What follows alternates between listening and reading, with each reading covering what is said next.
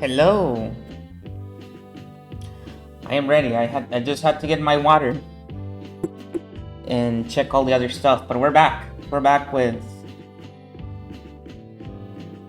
the episode 1 finale. Will this actually be the finale, or is it gonna last for another session? We'll see. I don't actually remember how much is left. Could be an hour, could be 2. We'll find out together. Again, as always, no anachronisms are allowed in the stream. No spoilers for the rest of the episodes. This is episode 1. Nothing beyond that can be discussed right now. And any and all assets that appear after, after episode 1 cannot be used. So we're back to the gazebo again. Here we go. Yes. Okay. It's time to begin. Last time we got another letter from Beatrice, and we don't know where it came from. It was a very sudden appearance. It just appeared on the desk, and everybody started freaking the fuck out, as you can see here. So with that being said, let's continue. Oh, also I'm in the freaking echo chamber, so sorry about that. That's why my voice sounds all weird. Okay, here we go. Get back, all of you! Back against the wall! Natsuki was pointing the rifle at Genji and the others, bellowing at them. Genji-san was overpowered, his face looking like he didn't have a clue what was going on. Of course, I felt the same, but a few moments late, I reached the same conclusion Natsuki had. Until just a few seconds ago, there had been no letter like this on the table, and nobody entered this room. That means someone among us placed it there during the few seconds where everyone was looking away, preoccupied with the portraits. Peddler-kun, open that envelope and read what's inside. Sure. I picked it up. It was still sealed with wax. Even without disturbing its contents, I realized that this was an as-yet unopened envelope. An unknown envelope. Without relying on a paper knife, I tore it open and pulled out the letter inside. The contents were as follows. Are you enjoying the riddle of Kinso-sama's epitaph? As you are all probably aware, you have very little time remaining. Please abandon any naive hopes of escaping after the storm passes. This game can only end with my victory or yours. When time runs out, I will win by default. There will be no ties. Make sure that you do not misunderstand your current situation. That's what it says. It isn't clear who put this letter there. However, I've been able to narrow down the list of suspects. It's you all! Madam! Just too horrible! Just before I moved towards the portrait, I set a can of food there. At that time, there definitely wasn't anything as strange as this letter there. And at that time, Jessica, George-kun, and Badler-kun were already in front of the portrait. And they didn't leave the spot in front of that portrait until the letter appeared. So the person who set that letter down is one of you 4! Beatrice is here! We aren't Beatrice. Beatrice exists! Silence! I don't know whether I should suspect one of you or all of you, but without a doubt, at least one among you is the culprit. That's right! There can't be a 19th person. There's no way witches exist. Even when Kanon-kun was killed, yeah, I could be explaining Kumasawa-san was the one who did it. The truth is that Kumasawa-san entered the boiler room with Kanon-kun and killed him. And then she lied, saying that he had already fallen when she got there. You're making a mistake, lady. Why would I do something like that? I don't have the slightest idea how my parents were killed in that closed room.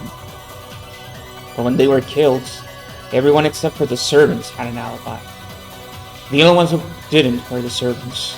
But does that really mean it's okay to suspect them? Yes, now that you mention it, they have no alibi for any of the cases. Should we really be so quick to make the judgments?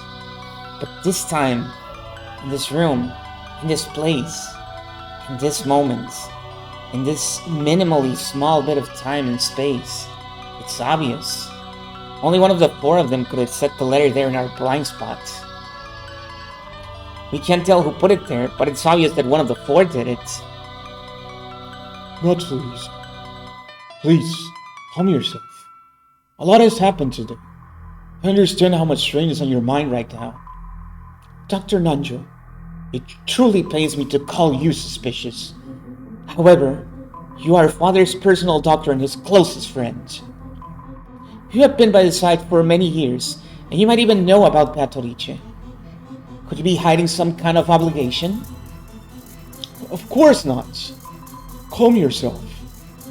It was pitiful to watch Dr. Nanjo frantically pleading his innocence.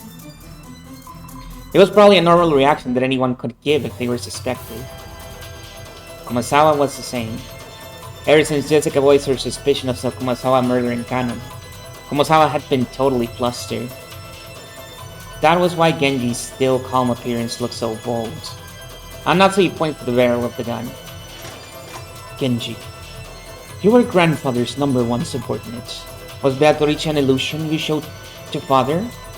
With you as the performer. If I suspected me, you recognized me as the master's greatest servant. Then I count it a great honor, regardless of the circumstances. However, I am not the one who put the letter there. Do you expect us to accept that? You must be the ringleader. You Kumasawa and Dr. Nanjo are your accomplices.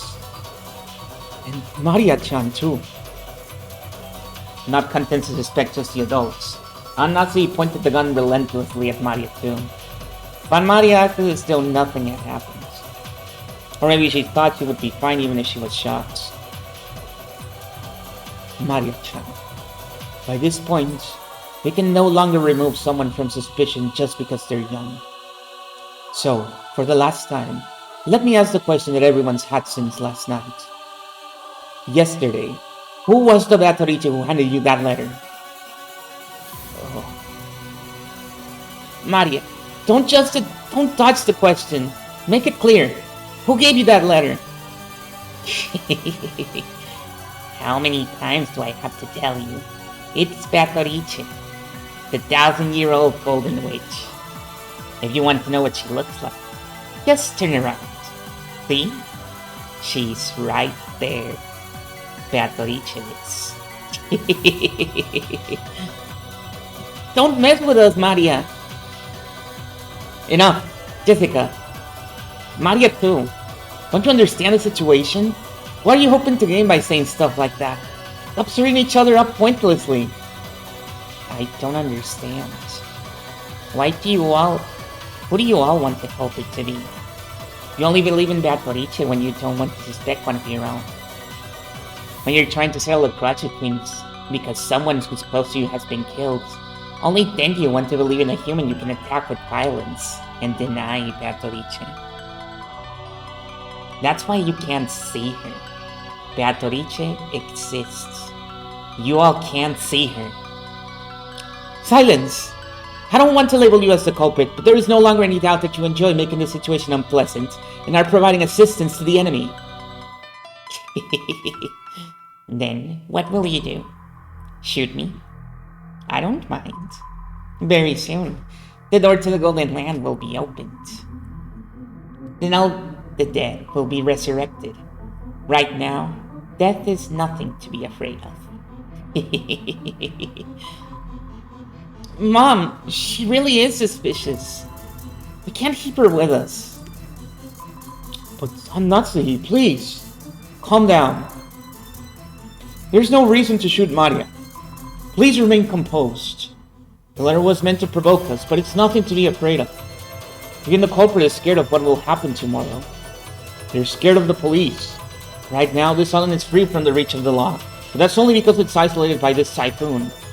Once the typhoon passes, the law will return. So you mustn't shoot. How can you stay so calm, George Nissan? None of these four are the culprits. No, maybe all four of them are working together.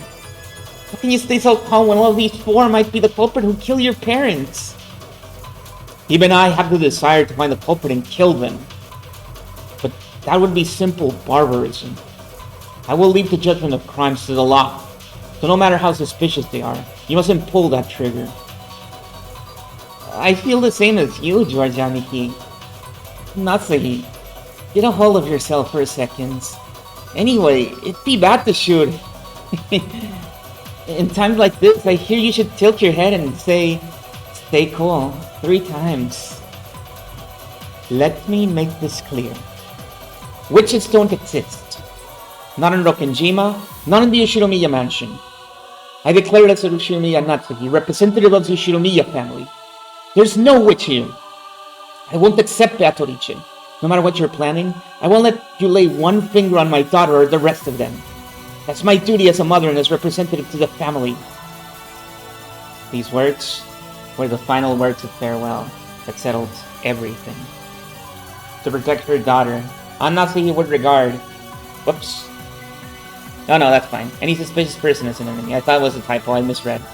The only reason George Aniki and I were standing on this side was because, by coincidence, we had a clear alibi regarding the letter. If I hadn't approached the portraits, I would also be at the other end of that thumbnail, treated like a criminal. But even though part of me thought that, part of me was thinking that chasing all these suspicious people from this room would finally guarantee our safety. Genji-san and Kumasawa-san, and Dr. Nanjo. All of them were on grandfather's side. Maybe you could say that once Maria started blindly believing in Beatrice, she was also on grandfather's side. That's right, they're all suspicious. But is this really okay? If we throw out all of the suspicious ones in such a lawless way, will we still have the right to defy the lawlessness of the witch?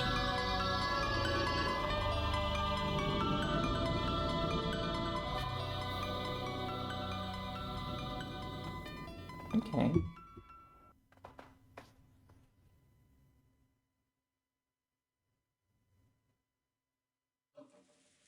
Anase didn't tell them to leave with their own words. But with wordless pressure, she induced them to say that themselves. Because if Dr. Nanjo didn't say those words, this cold silence would surely continue forever. Calm yourself, Natsuhi-san. Still, I understand your feelings well. I myself feel like there's something wrong with my head after all these strange, repeated incidents. So I understand well why you want to suspect us. If you really have nothing to do with this, then my actions now would be beyond rude. However, please understand. Just once. Very well. Let's leave the room. What do you say, Genji-san? Shall we return to the parlor and continue our chess game? If that is what you wish, by all means. I don't want to.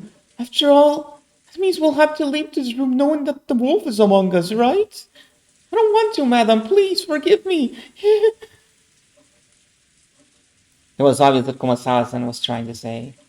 If she was innocent, then she was being ejected into dangerous territory along with the culprits. In the current situation, urging her to leave this room along with the suspect was almost exactly the same as letting her get killed. However, Kumasawa-san really was suspicious just for being the first one to discover that Kanon-kun had been murdered. At that time, everyone except Kumasawa-san had an alibi. Unless we could prove the existence of some contraption, or the existence of a 19th person, Kumasawa-san was by far the most likely suspect. I didn't want to believe it. However, Natsuhi and the rest of us were in such a difficult situation that we couldn't help suspecting her as well. So we didn't say anything to stop Natsuhi from trying to oppressively chase him from the room. We had stopped her from shooting, but we were passively agreeing to chase the others out of the room. On top of that, Maria spoke to the fretful Kumasawa-san. It's okay. Beatrice is kind to those who respect her. You believe that Beatrice exists, so it'll definitely be okay. I'll watch TV on the parlor. Let's watch it together. It's so boring here without TV. It looked like Kumasawa found Maria's roguish laugh very frightening. However, the three other people had agreed to leave the room. Kumasawa couldn't fight the flow and had to agree, crying as she went. Well then, Natsuki-san, that will be all for tonight. Let us meet again tomorrow. Yes, please understand, at least for tonight. When the police come, all of us will surely apologize for our rudeness. You may play chess, but do it in a safe place if you can. Genji, I leave them in your hands. Certainly. Can't be helped, can it? They always say that the most frightening bears are those with their children. Genji, Kumasawa, my sincere apologies. Let us meet again tomorrow. Maria-chan, too. Please forgive your cold aunt. Oh, I forgive you. Oh. Madam, the keys to this room. I will hand both over to you. Genji-san pulled two golden keys from his pocket and handed them to Natsuhi. And I will also hand over my bundle of keys to the inside of the mansion. He took out a bundle of about 10 keys of various shapes and handed it over. To the servants, those keys were probably proof of their position. Being placed in charge of those keys meant that they were trusted, relied upon. When they were forced to return them, it meant that they had lost that trust. Thinking about it this way, to Genji-san, who had worked here for a span of many years, there could be no greater shame. However, Genji-san's usual indifferent expression remained on his face. Genji, I had planned that after your father passed away, I would reward you for your many years of hard work and allow you to retire. To treat you like this makes me feel ashamed from the bottom of my heart. I have already received the master's favor. Everything I have done until today has been in repayment for that. Please, do not worry over it. Well then, shall we, everyone? Good night to you all. Ugh. Good night. Good night to you too, Battler. Ugh. Maria. Wait a sec. Knowledge of guilt made me call Maria that. I groped around in my pocket and took out that scorpion keychain. This repels magic, right? Wear it. Oh? Didn't you say you dropped it? Back then, I got ticked off and just bluffed that I'd lost it. There's no way I'd lose the precious charm you gave me. Maria silently took the charm. I wasn't able to say anything after that. Well then, everyone, good night to you. We watched them leave, our expressions completely worn out, and we weren't even able to respond.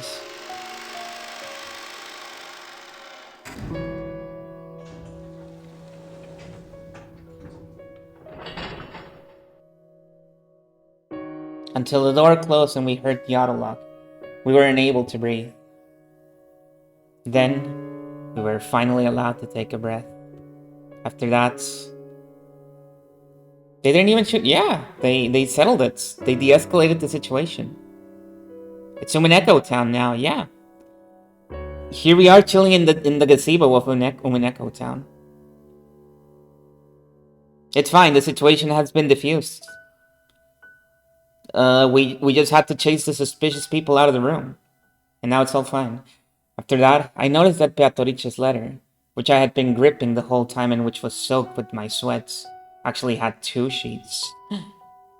The second sheet had a check for $1 million? Whoa! No.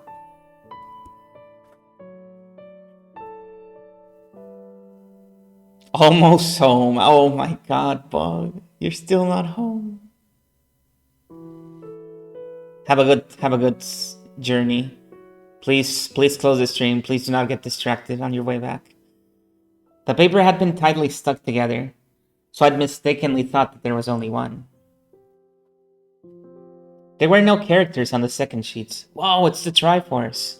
The thing drawn there was a magic circle, ringed with a red ink like blood. I think I said this the first time I recorded this stream as well. It's the Triforce, or the symbol of the Hojo clan. Just like how every magic circle up until then had been different, this magic circle was one I'd never laid eyes on before. Inside the circle, a large triangle and a small triangle were fit together in a simple design. But just as before, there was writing in Hebrew, and it seemed clear that it held some kind of meaning. I wanted to know what that could be, but we had just chased Maria, the only person who could understand the meaning of magic circles, out of the room. I thought of this magic circle as Beatrice's second message. What did this magic circle mean? Damn it! After chasing out all the suspicious people, all we had to do was stay barricaded here until morning and everything would probably be over. Once the typhoon has passed, when the seagulls cry, will everything be resolved? But this letter, which had unexpectedly appeared in the study, forced us to reject that naivety. It had made it very clear that, if time ran out, it would mean the witch's victory. When time runs out, is the witch planning to take on the offensive? This time, is she planning to display some fearful magical power?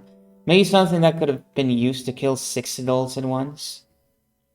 Wait, when is time supposed to run out anyway? I don't know anything. With this, we should finally be safe.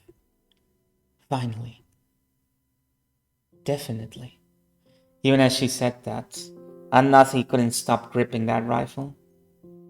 There was no release in the tension of her expression. Of course, none of us felt like breathing a sigh of relief. At least, not until we could hear the cry of the seagulls once more.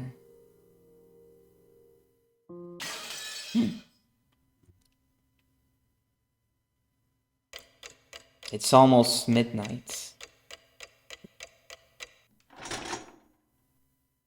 Only half an hour left.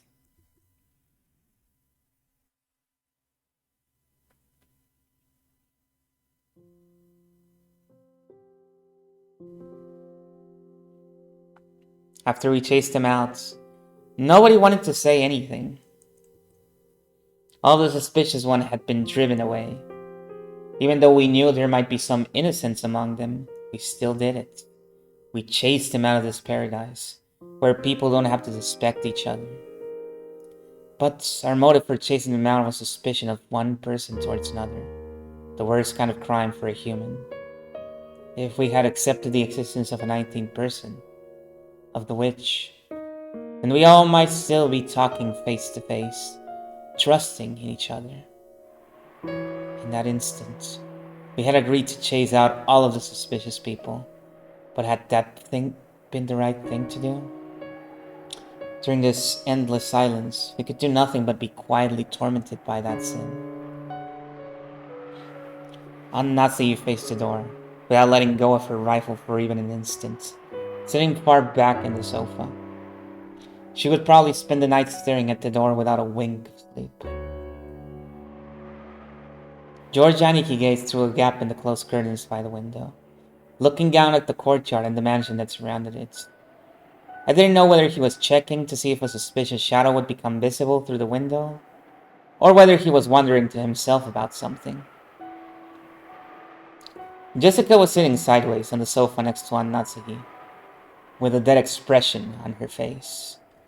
And every once in a while, as though she just remembered something, she'd take out the inhaler she had used during her asthma attack and stick it in her mouth. I just heard it from Aniki, but apparently Jessica liked Kanonkon. It was apparently so vague that she hadn't realized it herself. You know, it's the kind of thing other people tend to spot before the person in question realizes it, which means she might have first learned of her feelings when the person she liked died. Must have been so terrible, so sad.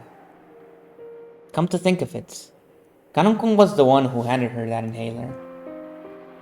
Maybe she was remembering that. I was fishing around grandfather's study, thinking I'd researched the meaning of the magic circle on the letter's second sheets. Even though we were shut up here in a defensive position, my rebellious nature made me want to find some key, some way to resist. After all, we got plenty of time before tomorrow morning. Who could fault me for how I used that time? No one else showed that much interest in this magic circle. Its meaning was known, and once we understood it, we were sure to find some message that would cause us unnecessary anguish. I felt the same way. However, I couldn't just ignore it, so I killed time by going through the motions of researching it.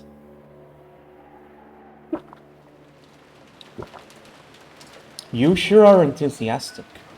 Did you find anything that might serve as a hint?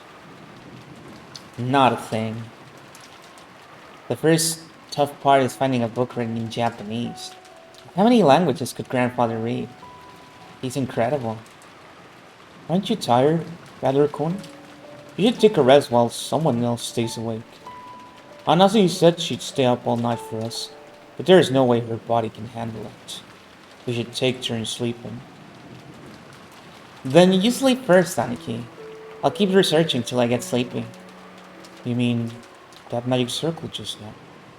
Yeah, we got plenty of time to kill. I thought it'd be interesting to find out what kind of message Betorichi-sama put in it. Give it a rest. Mess around with stuff like that and you'll end up getting possessed by something weird. Don't worry. I've been certified by Maria. Still, I got no spiritual talent at all.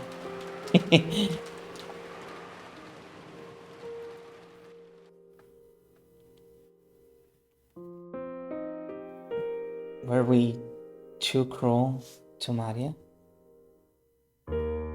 Jessica, you mustn't think of that now. But Mom, if Maria wasn't involved, and there's a culprit besides her, then she's obviously a soft target for the murderer. If she's killed because of this, then we've just left her to die. Gloomy silence settled once again. It looked like Jessica regretted letting her emotions take hold of her and snapping at Maria. She's always been like that. Always acting tough and regretting it later. I understand how you feel, but Maria was in close contact with the culprits. And she might have been siding with them, talking like that over and over to further confuse matters. I am relieved that we chased him out. That's pretty harsh on Natsuhi. Couldn't it just have been the nonsense of a 9-year-old girl? It probably wasn't very convincing to hear that coming from me. I myself thought Mari was creepy on several occasions, even doubting her true nature. And when Mari was chased out of this room, I couldn't deny I'd felt some relief. If that is the case, then tomorrow we will apologize for what we did. I will take full responsibility for chasing him out of his room. This isn't something the rest of you have to worry about. I could feel a tragic determination in Natsuhi's words. To protect her own daughter, she had resolutely chased out the suspicious ones. And if, as a result, she had to watch the people who had unfortunately been suspected die, so be it. She was prepared to take full responsibility. Why does Maria have to keep saying stuff like that? She's bringing about her own ruin. I think the reason Maria-chan adores witches and magic so much might be Aunt Rosa. Oh? Aunt Rosa? What does she have to do with this? Didn't you realize it too, Battler-kun? Maria-chan's real father ran off somewhere a long time ago. Although Aunt Rosa tried to confuse the issue by saying he's on a foreign business trip. Talking about Rosa-san's family has become a kind of taboo in the Yoshinoya family. I think Aunt Rosa thought about remarrying, but I also believe that Maria-chan may have become her shackles and made that quite difficult. After all, she sometimes got really emotional and hit Maria-chan. Yeah, that's a way of saying it. I agree with you there. It looked like Aunt Rosa was trying hard to like Maria, which means that she didn't really like her. She might have thought of Maria as someone who stood in her way of her remarrying. I think that emotional rejection from her mother must have left some deep scars in her young hearts. So, she learned about this occult hobby from somewhere and immersed herself in it to bury the holes in her heart. Did you know? To Maria-chan, the image of a witch isn't negative at all. Remember yesterday at the beach when she showed us her notebook? Yeah, it was full of those fun-looking scribbles. Yesterday, when we were down by the beach, down in the witch, Maria got all riled up and started explaining about witches. And not one of the pages had shown a picture of an ugly witch. They were all brightly colored, beautiful, cute witches who looked like they were having fun. There was absolutely nothing sinister about them. Like a boy might have imagined. They were beings that wore beautiful dresses, who could grant anyone's dreams with their mysterious magic and who made everyone happy. Maria felt the sorrow of not being loved by her mother, as she sought help from witches as beings who could give her happiness and save her. Someday, a witch would come, and using her wonderful magic, would bring Maria happiness. Even though she believed that, as she grew older, she had to face reality as her fleeting dreams were sliced to ribbons one by one. If something claiming to be the witch of Rokkenjima appeared in front of a girl like that, whispering that she'd take Maria to the Golden Lands where Maria could be happy, now that it's come to this, I want to confess what's in my heart. Throwing out Maria-chan, no, Genji-san and the rest too, was probably the wrong thing to do, I think. it wasn't pleasant. Since Jessica had been the one to face him and slam them with words of rejection, her conscience must have been tormenting her a lot right now. Then, how do you all explain that, Lex? No one could have said it there except the four people standing behind us. I made sure of that with my own eyes. If those four are innocent, how is their letter placed in a closed room with 8 people? That's right. When you put it that way, those four really do seem suspicious. But it's all useless. It's all useless. Useless. What is? Right. It might not be worth anything anymore, but let me spin the chessboard around again. In other words, if one of those four really was the culprits, isn't that weird? That's right. Wasn't sending that letter openly on the table the same as confessing that one of them was the culprits? You're right, that's weird. If they were going to do it, you'd think they'd put it in the crack of the door, for example, to make it look like someone had slipped it in from the outside. Of course, they should have known that they'd be suspected if they didn't make it look like the culprit was outside the room. Yeah, that's it exactly. If the culprit was one of those four, sending that letter right in the middle of the table would be both risky and meaningless. But putting aside whatever trick was used to set it there, if we assume that the culprit is someone other than those four, in other words, someone who was outside the room, then they had a lot to gain from that letter. Enough, Paddler-kun. It's meaningless to discuss such matters now. Nazuyu-san quickly guessed what I was getting at. No. Maybe she had thought of it long before I had and simply held her tongue. If the culprit's outside the room, then they'd be totally stuck the moment we shut ourselves up in a room like this. That's right. It's the same as my theory about how grandfather disappeared from this room, isn't it?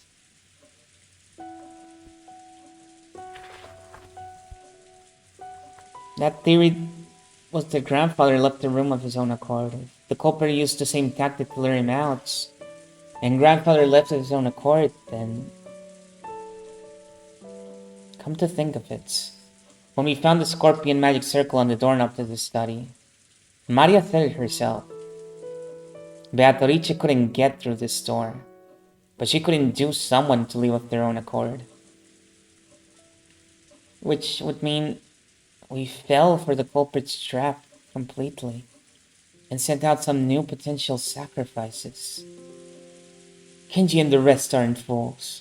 When they try to protect themselves, they just find the next safest place after this room.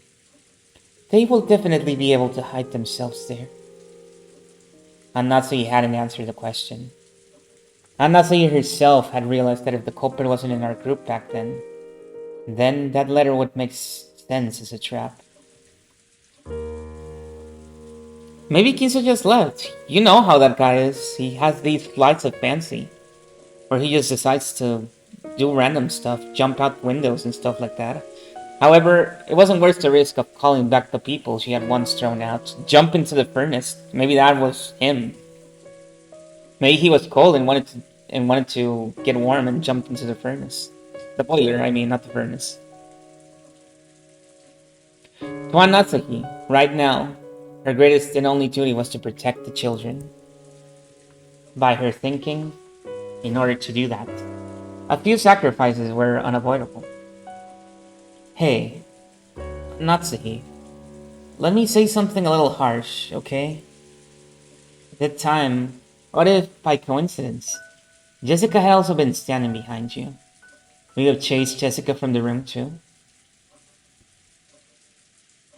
It's true that a lot of brutal things have happened, but as a mother, you thought you should protect your daughter no matter what. Because of that duty, you chased him out, even though you knew that you'd eventually be held responsible for it. It's not like I'm condemning that. Um, I was just thinking about what a great mother Jessica has. That's right. You've been dealing with these incidents since morning, and you've been pulling all of us along this whole time, without losing your composure. If you were all confused too, the rest of us would probably be in the culprit's grasp by now.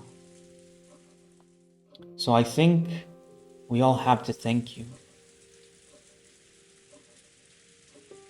Thank you. Yeah, it's a good thing the responsible adult was the one left alive. Maybe Kiria would be fine. So, what are you two trying to say? Is that you want her to act as Maria's mother too? I always thought of Maria as a real little sister and adored her. And yet, a few things happened, we got a little confused. And I've said a lot of mean things to her, hurting her. Mom, please, stay together with Maria. No, everyone. There was no culprit among us. The culprit in this case is the witch, Beatrice. Okay? So let's stop suspecting each other. Anatsuki closed her eyes for a short while. Was she coping with her throbbing headache again? Was she thinking of something?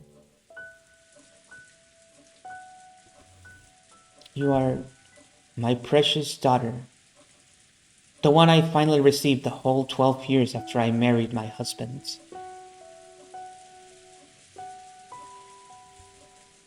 Common Confucian behavior. We got confused by those damn treasure chest enemies in the dungeon that just kept spamming the stupid confusion attack. I would become the worst kind of demon to protect you. That was some pretty strong language at the end there. She realized very well that her words were an idealized view of what a monster should be. Mother, not monster, my bad. I promised that was not a Freudian slip, but even so, she was strongly resolved to protect her daughter, even if she had to become a demon. But that was her guilty conscience tormenting her. Today's been so long. So many things happened in one day, and we've been driven into a corner so thoroughly. I wonder if we have the right to greet tomorrow the way we are now. There it is. I found it. It's this magic circle. Inside the book I'd been flipping through, I had found the same magic circle that had been drawn on the second sheet of the letter. Georgianiki peered at it as well. This magic circle's name was the third magic circle of Mars. The Hebrew written on it was from Psalm 77, verse 13 of the Old Testament. What God is so great as our God? The meaning of the magic circle was discord. Agitate internal divisions and cause the enemy to bring about their own downfall. Wait a sec. Seriously? Could there be a more fitting way to describe our current situation and mental states? We couldn't help but be stunned into silence. So this letter was a trap? How did they place it here? There wasn't anyone in this room except for the 8 of us, right? Anyway, let's ignore how they got it in here for now. The culprit was after just one thing. They wanted to spread the seeds down inside this impregnable room and use it to throw the sacrificial sheep out. In that case, they're after the people who went out of the room. Mom, what should we do? Those 4 are in danger. It wasn't surprising that Anatsuki remained unpleasantly silent. Even if it was all a trap by the culprit, even if the 4 who had been chased out of the room were in danger, it had nothing to do with the safety of the 4 people in here. And there was no way to prove the innocence of the 4 people we chased out. If we're willing to let them die, then we shouldn't leave this room no matter what. That way is safest. At that time, suddenly, the piercing sound of a phone rang through the room. It was the antique extension phone set on the table in Grandfather's study. It had rung right after we started talking about the letter being a trap. It was natural we think of it as an SOS from the ones we chased out. But then, a Nazi spoke. Why a phone call? The phone should be broken down and unusable. That doesn't matter. That's Maria calling for help. If the problem with the phone's what the culprit works in the first place, this call is probably... But that one sentence, the ring of the phone, which had once sounded like a scream for help, now started to sound like a ghastly lyric for some unknown person. Anasi hesitated over whether to pick up the receiver. Let's pick it up, Anasi. The phone's might have been fixed for some reason. It could still be an urgent call from Maria-chan and the rest. That's right. If it's actually a call from the culprit, bring it on. Why don't we listen to what they gotta say? It's just a phone call. No matter what they babble through the receiver, it's not like it's gonna hurt you. If you don't pick it up, then I will. I will take it. Hello? Oh, it was Badler. Oh no, it was Natsu. I stretched out my hand to take the receiver, but Natsu grabbed it before I could reach. We all held our breath, trying to figure out who the person on the other end of the phone was. For a while, Natsu kept saying hello. A silent phone call? There's no way Maria and the others would do something so creepy. Which means it's a phone call. Possibly. Really be... Natsu stopped repeating hello and strained her ears, because she thought she heard something far away on the other end of the receiver. What was that? Huh? Is someone... singing? do you mean, singing? I don't know. Faintly, from the other end of the phone, I can hear someone singing. I wonder what it could be. Give it here for a sec. Hello? I half forced the receiver from the stunt on Nazi's hand and pressed it against my ear. At first, I didn't hear anything, but because I had been told about it beforehand, I noticed. It sounded far away from the receiver, rather than someone speaking in a quiet voice.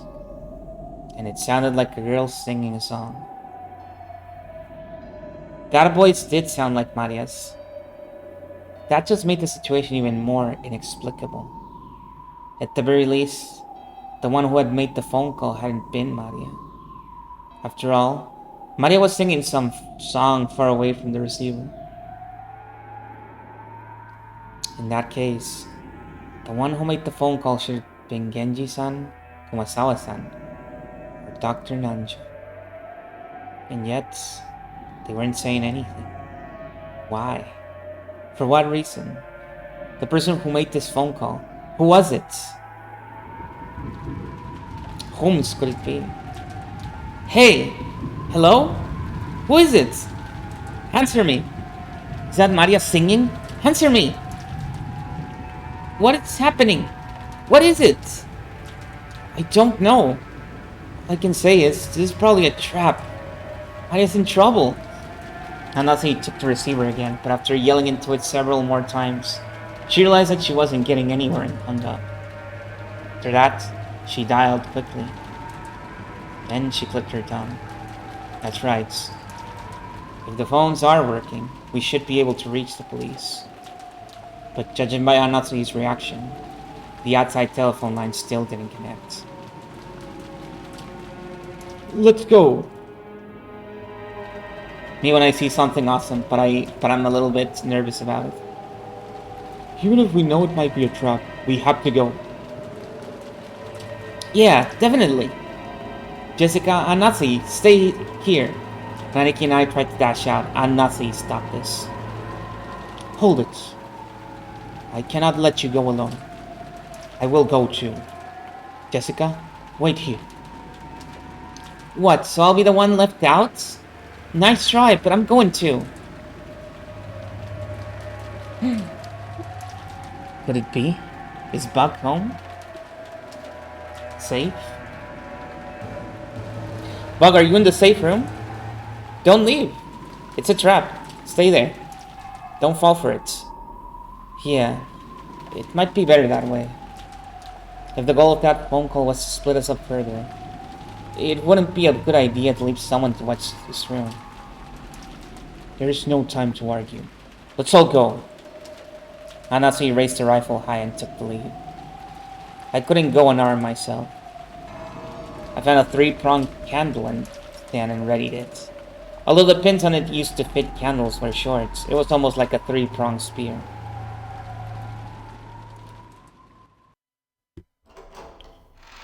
Here we go. I've seen art of this scene. It's pretty cool. Then the 4 of us left the study. We left the study, which should have been the safest place inside the mansion. By doing this, we had been lured out. Even though we had barricaded ourselves in a safe, closed room, perhaps we were doing exactly the same thing Grandfather had done when he disappeared from that room. Maria! Where are you? Answer me! I listened closely, but didn't hear anything. The mansion was past, and since the passing typhoon was making its last stands, the sound of the rain was even noisier than before. Maria-chan said she wanted to watch the TV in the parlor, right? Let's try going downstairs. That's right. Let's try there.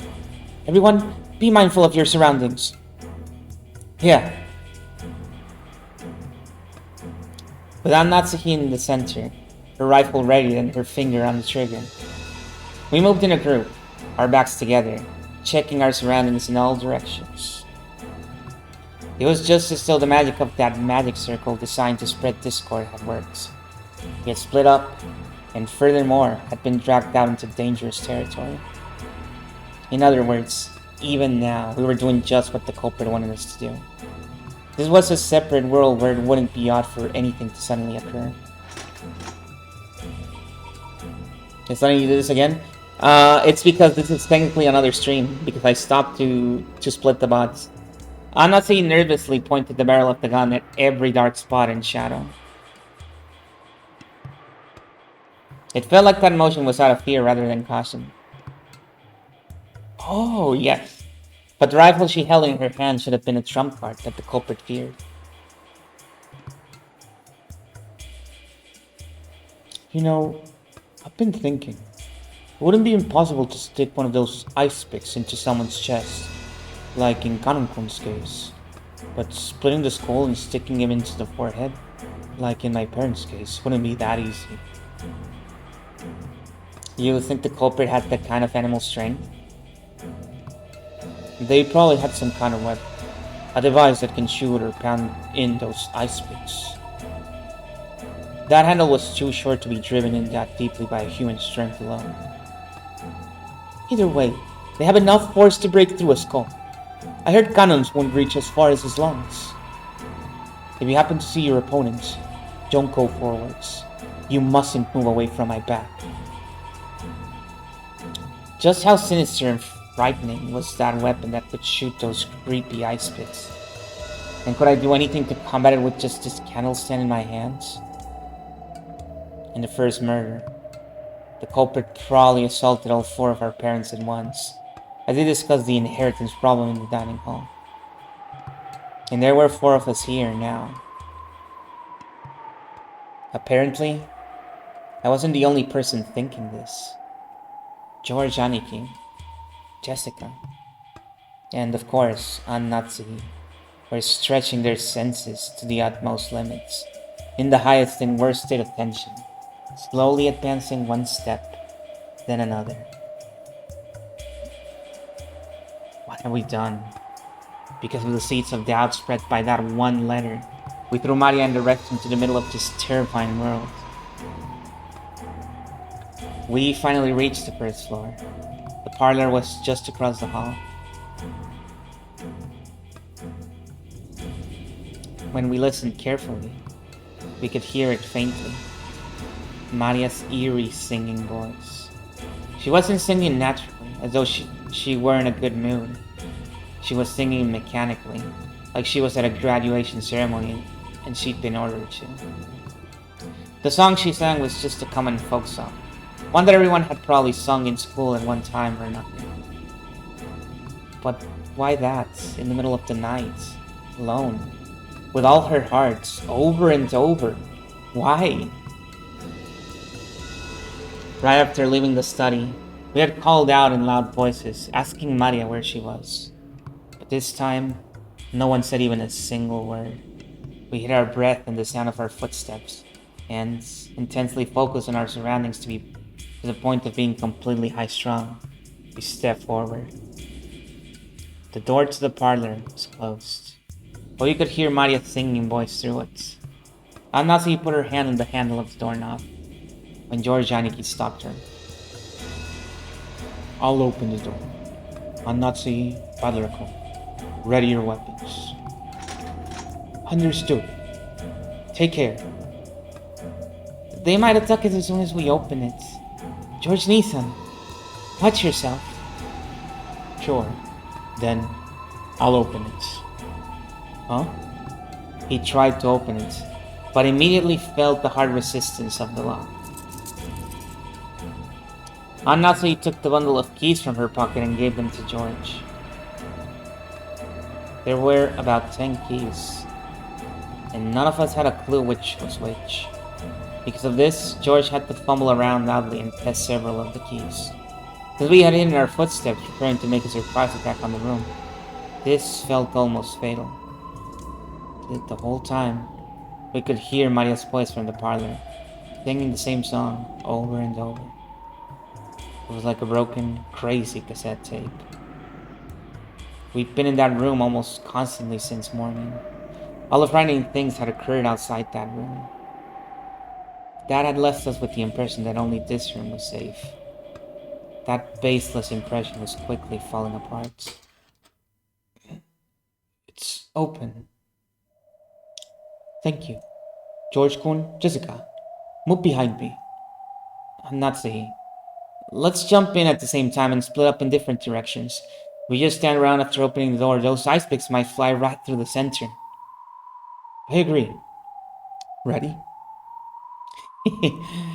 I really wish I could say no. I readied myself. If they're gonna be throwing ice picks, I'll whack them with the scannel stands. Go! Natsuhi and I rammed into the door before flying into the parlor, quickly splitting up left and right and searching the parlor for someone who might be waiting for us. But what our eyes landed upon was an incredibly strange sight. The parlor was stained with blood. This place, where we spent almost the entire day, where we pressed in together to protect ourselves from some unknown malice, had been stained with fresh blood, had become an ocean of blood. On the floor lay Genji-san, Kumasawa-san, and Dr. Nanjo, their entire bodies stained bright red with the blood. But the only way we could identify them was by their clothes. Oh, they're all gone! Found in the parlor, his thigh had a weapon resembling an ice pick sticking out of it, and his face had been smashed. At the seventh twilights, gouged the knee and kill. Found in the parlor, yes, sticking out of his stomach. At the sixth twilight, gouged the stomach and kill. And Kumasawa? Her calf. At the eighth twilight, gouged the leg and kill. Only 5 people are still alive. That was because... That's right. This is how the whole tragedy started. Their faces. Just like our smashed up parents in the shed. You couldn't tell where their eyes stopped and their noses began. It was as though they really plunged their faces into tomato pot pies, all squished up. Ah! And that wasn't all. Their bodies had other ones. It was those demon ice picks. They were in Genji-san's stomach. Fernando's thigh. No, his knee? That's right, of course it's his knee. In the epitaph, the sixth twilight was the stomach, and in the seventh twilight, the knee was gouged. So after seeing one of them stuck near Kumasawa Bachan's calf, I couldn't help masochistically laughing. Ah, that's right. On the sixth twilight, gouge the stomach and kill. On the seventh twilight, gouge the knee and kill. On the eighth twilight, gouge the leg and kill. Ah, now even the eighth twilight is over. And the next one, ninth twilight. What was it again? Maria was there. She was facing the wall in the inner part of the room, standing stock still, completely alone. She faced away from this horrible scene, standing by the wall, singing her song over and over. There was nothing else in the room. Just the corpses of the 3 who had been brutally killed, and the phone receiver, which was still off its hook, proving that this was the room the call had come from. Just that, and Maria, her back to the scene as she kept on singing while facing the wall. We couldn't even scream at this bizarre scene. We could only stare, shocked, with our mouths hanging loosely open. Maria! Jessica called out to her, but Maria showed no reaction. Alone, she kept singing on and on. We had come here trying to save Maria from some approaching danger. So, now we had found her. We should have been running up to Maria, hugging her, joyous that she was safe. And yet, not one of us could do that. Everyone thought it, but they couldn't say it. After all, because, that's right. Even if that's crazy, no, it couldn't be. Maria, stop singing. Are you listening? At some point, Anathi and I had pointed our weapons at Maria's back. I yelled at Maria in a violent voice. There was no reaction. She just kept singing. With the candle stand still ready, I ran up to her and forcefully, no, violently slammed my hand down on her shoulder. Then I pulled on her shoulder, forcing her to turn around. Ah! Oh. Maria's small body was quickly pulled down and fell. And as though unhappy at having her singing interrupted, Maria looked into my face with her usual expression. Even in this gruesome situation, she was just like normal. Maria, what is this? Who did it? Oh, Beatrice. What that crap? I threw the candle stand at Big, holding against the wall. The violence of that reckless sound should have gone straight into Maria's heart. What the freak, Maria? But Maria's expression didn't change at all. Quit it, Battler Kun. Maria-chan, this time you should have seen the face of the culprit who killed these three. Was the culprit the same Beatrice who gave you the letter? Oh, Beatrice. Well, in that case, certainly. There is a 19th person. Beatrice does exist.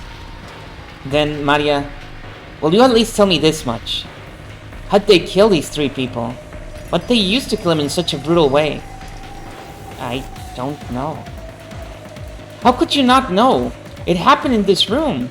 Are you trying to tell me you were so absorbed in singing that you didn't notice? Calm down, Valor-kun. Maria-chan. Talk to me. Okay? Talk to me, baby.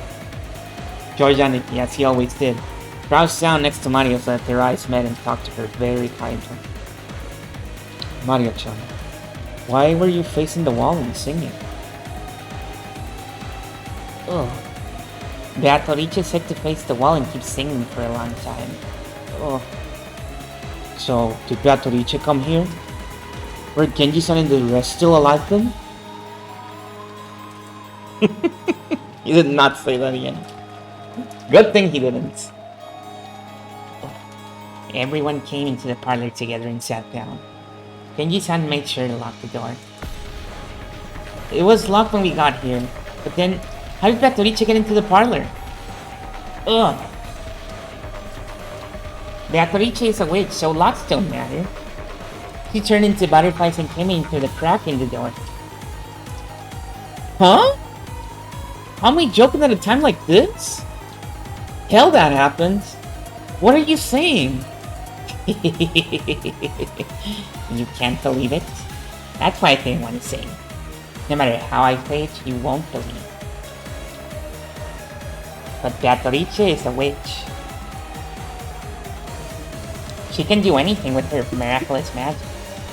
That's why Beatrice doesn't care whether a door is locked or not. And then, after Beatrice appeared, what happened to everyone? Beatrice talked to us. She said grandfather's study was protected by a powerful force, and she couldn't enter no matter what she did. So she told us she'd select 3 sacrifices from the poor people in the party. Everyone said, no way. Kumasawa kept saying, no way, no way. But Beatrice chose. And when she did, Beatrice said I'd be fine. Why do you think? It's because of Scorpion Charm with the fixed magic circle of Mars. The one Valor used to pray for my safety. The one he puts his feelings into. Because of that power, Beatrice couldn't do anything to me, and me alone. So she decided to use the other 3 as sacrifices. After that, Beatrice spoke. Come, face the wall and sing a song for me. You will sing lots and lots of songs, so no matter what happens, no matter what you hear, you won't hear, you won't hear, you won't know. Come, sing lots of fun songs for me. So I was singing the whole time, over and over.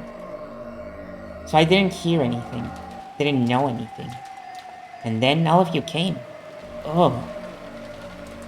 Are you asking us to believe that? You think we're stupid? No comment. Nobody in chat could answer that question. It was a rhetorical question. Then who will you suspect this time? Will you suspect me? Gonna try killing me right here? Even if you do that, Beatrice won't stop existing. Now, the 8th twilight is over, and Beatrice will revive. Are you serious? I've had enough of that talk. As if witches could exist, as if I'd let myself get tricked. I won't accept it.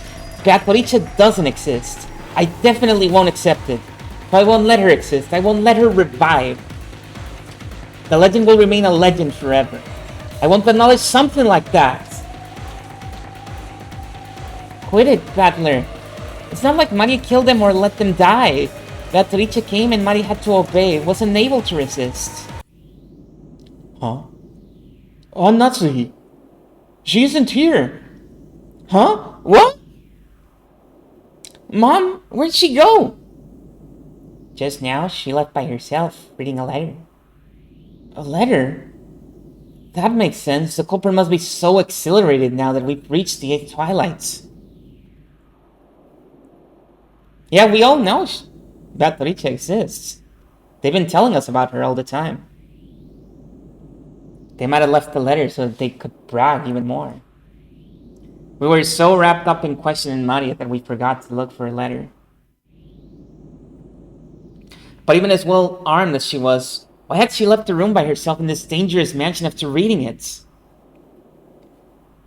Guess I could try to chase after her and tug the handle to the door. But it resisted strangely and wouldn't open. Mom! Mom! What's going on? Open up! Open up! It was only natural. Nazi had picked up the candle stand, which Butler had thrown at the wall and which had fallen into the floor. She had then skillfully wedged it between the doorknobs and the double doors like a bolt, holding them closed.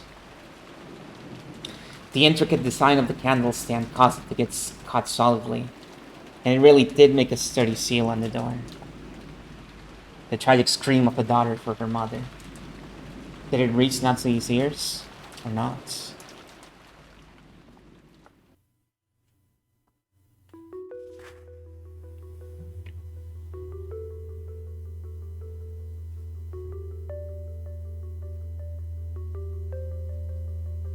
Dead angle. Natsui's figure was alone in the entrance hall. It was the place decorated by the portrait of Beatrice. Natsui threw down Beatrice's last letter, the one she had read in the parlor, readied her rifle again, and in a voice that rang clear, yelled in the massive space that was the entrance hall. I am Ushiromiya Natsuhi, representative of the Ushiromiya family. Show yourself, Golden Witch Beatrice! The entrance hall was dimly lit. Other than a faint light which shone on the center of the room, everything was blotted out by the jet-black darkness. In that darkness, butterflies glittering in gold squirmed, twinkled, and sneered, a sort of golden sneer. Natsui gave one more huge gulp and pointed the cold barrel of the gun at the gold butterflies. So, you have finally shown yourself. I still can't believe something like you really exists. But that isn't the problem. Both I, who bear the title of representative to the Ushiromiya family, and you, who claim to succeed the headship of the Ushiromiya family, are here right now. At this point, whether you are a witch or not is a trivial matter. Come, let us settle this. Which of us will truly succeed to Ushiromiya family? I, Ushiromiya Natsuhi, or you, Beatrice? Allow me to respectfully accept your request for a duel.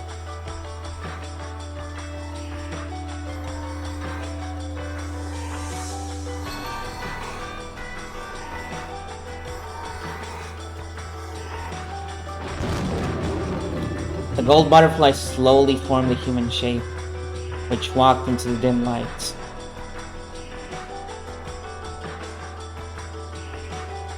Natsui readied her rifle and glared.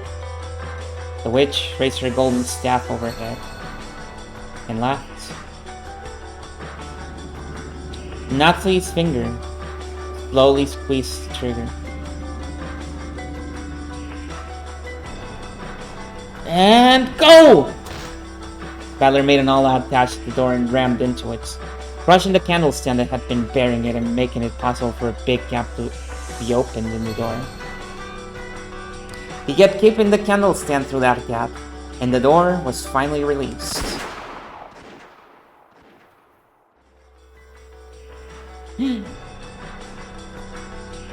At that time, they heard it. They certainly heard the crisp sound of gunfire ring out once.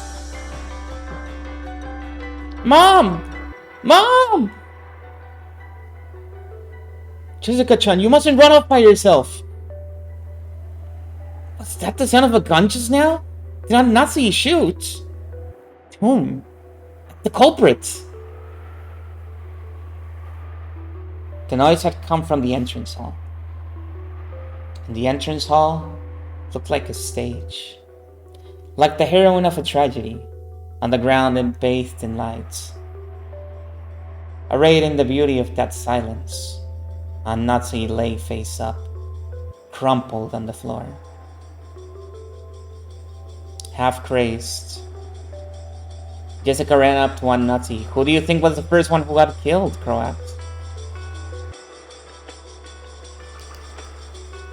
And on Natsui's forehead, it was almost as though a sparkling shot of pigeon blood ruby had been placed there. Natsui. She couldn't make it. Found shot to death in front of the witch's portrait.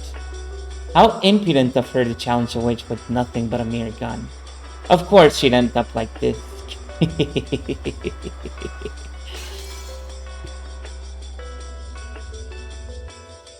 And from it, one stream of blood makeup passed by her eye and began to traverse her face.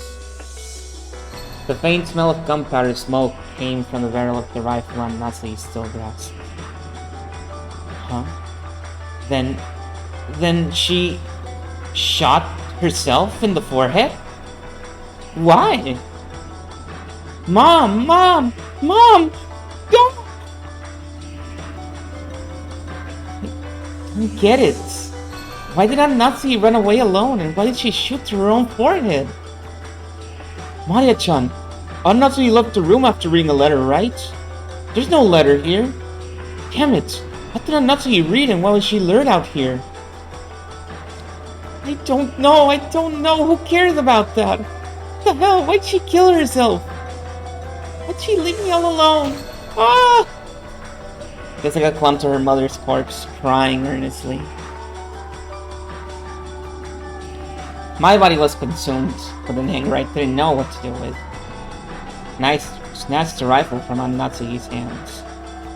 I spun around, pointing the barrel of the gun into the darkness on all sides, as though I was pointing a light from a lighthouse, trying to find the culprits. Do you even know if that thing has ammo, Babbler? Is that gun even loaded? George Aniki, even in this situation, was trying to calmly figure something out. But that might have been a fruitless effort. And only Maria was completely indifferent.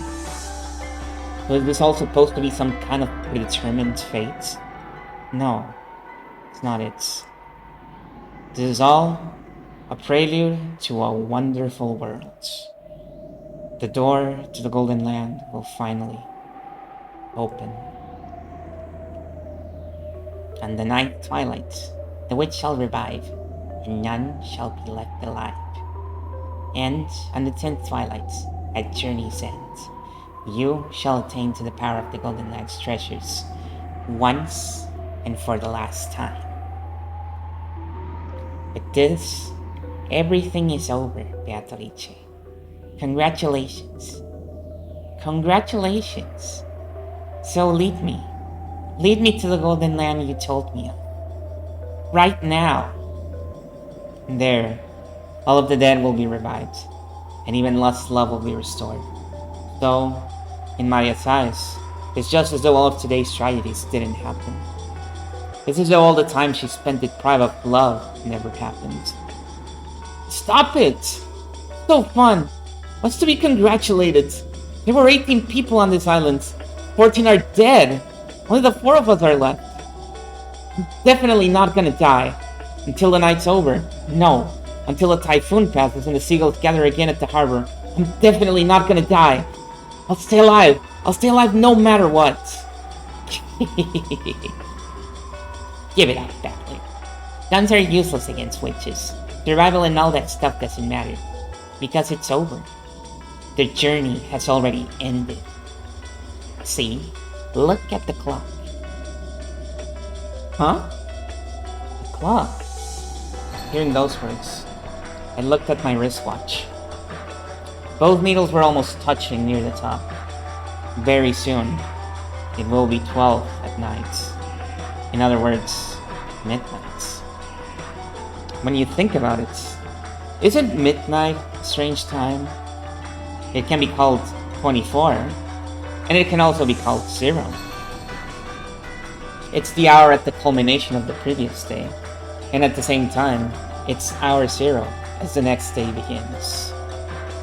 Beatrice! Maria suddenly called out happily and ran towards the darkness.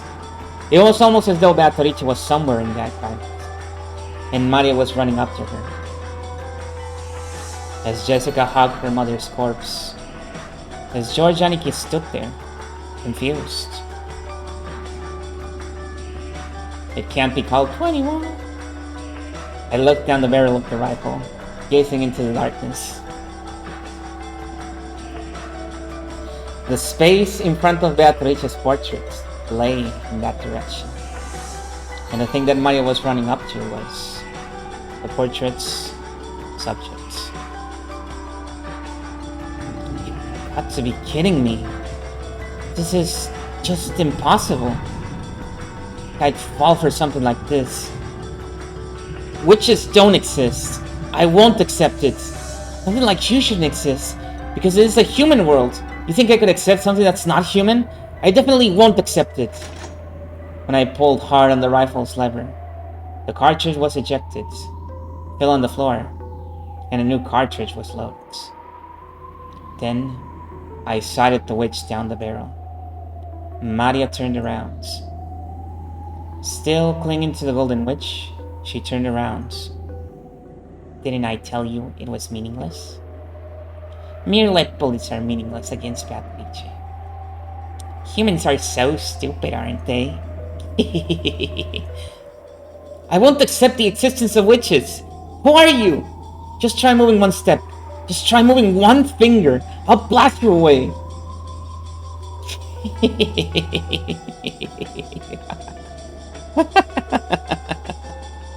As the witch. No, the witches laughed. Even the large clock in the hall joined in on their laughter. It was probably telling us that the time was midnight. It was both a tone telling us that we had reached the culmination of this day, and a tone informing us that all had returned to nothing. The rule that the witch would win when time ran out had already been revealed. Battler. George Nisha and Jessica, the journey has ended, and the witch has revived. See? And none shall be left alive. The witch shall praise the wise and bestow 4 treasures. One shall be all the gold from the golden lands. One shall be the resurrection of all the dead souls. One shall be the resurrection of the bloodless lost. One shall be to put the witch to sleep for all time. Sleep peacefully, my beloved witch Beatrice. 1 second.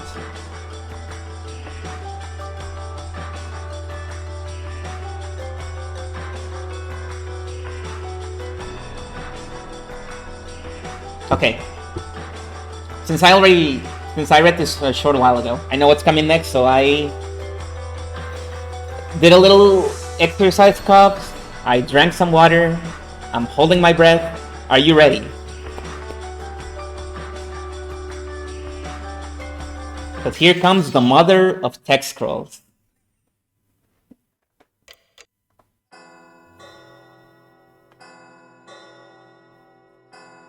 Oh, it's midnight.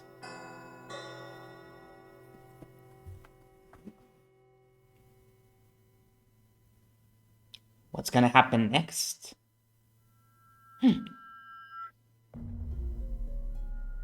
The storm passed, and the leaden clouds that had enshrouded the island for so long cleared away.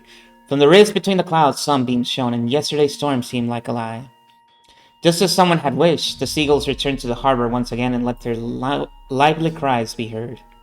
Afterwards, the police came and conducted an investigation of the scene. The corpses of the children, who were thought to have survived until the very end, were never found. However, because of the body parts that were discovered and the imaginably gruesome nature of the scene, the police were forced to conclude that the chances of survival for any of the 18, even the children, seemed hopelessly thin. Just how gruesome was the banquet of the witch, and how beautiful was the golden land. They were the only ones who got to hear that tale. No tales were told to those humans who were out after that banquet was over. The best they could do was imagine what might have happened during those 2 days. However, the witch was fickle. She made a point of leaving behind this tale, which didn't need to be heard. It was allowed to spread. Then, many years later, a strange wine bottle that had drifted on the waves to the pier of the neighboring island was pulled out by fishermen. Inside it was a thin, tightly rolled notebook fragment, written upon in cramped small letters. Written there was this tale. Through this notebook fragment, people will finally learn the truth of the mysterious and riddle-filled 2-day period that started on October 4, 1986. This incident was later called by many names, such as the Rokkenjima mass murders, or the 18 killings of Rokkenjima. The dilettantes from around the world knew it as the Witch Legend serial murders. Lovers of occult claim it was all the result of a immoral ceremony that had sealed up the island, and those 2 mystery days were savagely embellished with many different interpretations as the story began to spread far and wide. However, not one of those interpretations brought the truth. Furthermore, while the notebook fragment describes this mysterious incident, it does not reveal the truth of what happened there, or perhaps even the writer didn't know what the truth was. According to the writer, her name was Sushiromiya Maria. Incidentally, as a result of an all-out police investigation, part of Maria's body, a piece of her jaw, was discovered. It was one of those rare instances where a corpse was identified thanks to dental records. At the gruesome scene, there had been many body parts that couldn't identify belonging to any specific person, so it's probably fair to say that this jaw was an extremely important fight. Because this jaw had been separated from its body, the police judged her chances of survival to be hopelessly dim, even though none of her body parts were found, or at least identified. And so let us conclude this tale with the final section of the notebook fragment that Sushiromiya Maria left behind. By the time you have read this, I will probably be dead, although there may or may not be a corpse. You who have read this, please find out the truth. That's my only wish. Sushiromiya Maria. To this very day, the truth of the Witch Legend serial murders has not been brought to light. First game, Legend of the Golden Witch. Results. Kraus died first Twilight, Chosen, yes. Ushinomiya Rule died on first Twilight. Kirie died on first Twilight. Rosa died on first Twilight. Shannon died on first Twilight. Goda died on first Twilight. Eva died second Twilight. Pierced through forehead. Ushinomiya Hideyoshi pierced through forehead. Stick of Beelzebub. Ushinomiya Kinso fourth Twilight. Servant Canon fifth Twilight. Mammon and Satan. Genji sixth Twilight. Nanjo 7th Twilight. Kumasawa 8th Twilight. The witch Beatrice revived on the 9th Twilight, finally opens the door to the Golden Land. Not to be done in the 9th Twilight, the witch praised her nobility and granted her the honor of a duel. George mentioned on the 10th Twilight. After he acknowledged the existence of witch and prostrated himself, the witch invited him to the Golden Lands. And they all say this, Jessica, Maria, and George. Badler, missing on the 10th Twilight, while the witch invited this man, who denied her existence, to the Golden Lands. The witch will appraise the whites and should bestow her treasures to the Golden Land. Their choice to revive the souls of the dead and love has been lost. After all, no matter how large amount of gold they might have desired would have been out of their grasp. George chose his lost fiancée. Jessica chose the one she had lost the most. Maria chose the lost lover for mothers. Sleep peacefully, Beatrice. Let nothing disturb your slumber ever again. The winner is the Golden Witch, Beatrice. Time ran out before even one of the 18 people could solve the riddle of the gold. All 18 died, for the seagulls cried. None were left alive.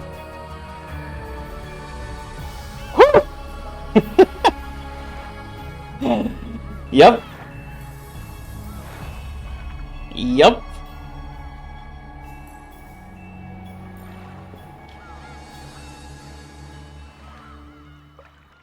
Did you catch all that? I sure have grown as a reader since we first read this. Because that didn't even tire me out that much, and my voice is perfectly fine. And that's the end of When They Cry. That's right. But wait, what's this? There's post game? There's DLC? There's a battle pass? What's going on here? I guess we gotta check it out. Ignore all the stuff that's going on here. In the end, they did cry. True. There's more? Apparently. Okay, but did you catch all that? Everyone died. The police came and found everybody dead. They found no traces of most of the corpses. They found the jaw of Maria. Years later, they found a message in a bottle, narrating all the events that transpired here. And that's all we know. We don't know what else happens. When the seagulls cried, no one was left alive. Anyways, tea party. You've done well to make it this far. Have you enjoyed your stay on Rokenjima? The Golden Witch has granted you an invitation to her tea party. We hope that you choose to attend. Okay, let's go in. Get ready. For nothing, really, because this is just whatever. Purgatorio. Ho.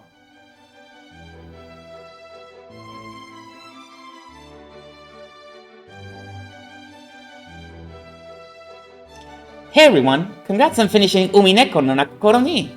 Oh, thank you. Man, I still didn't have a clue what was going on when the story ended. So, just what happened?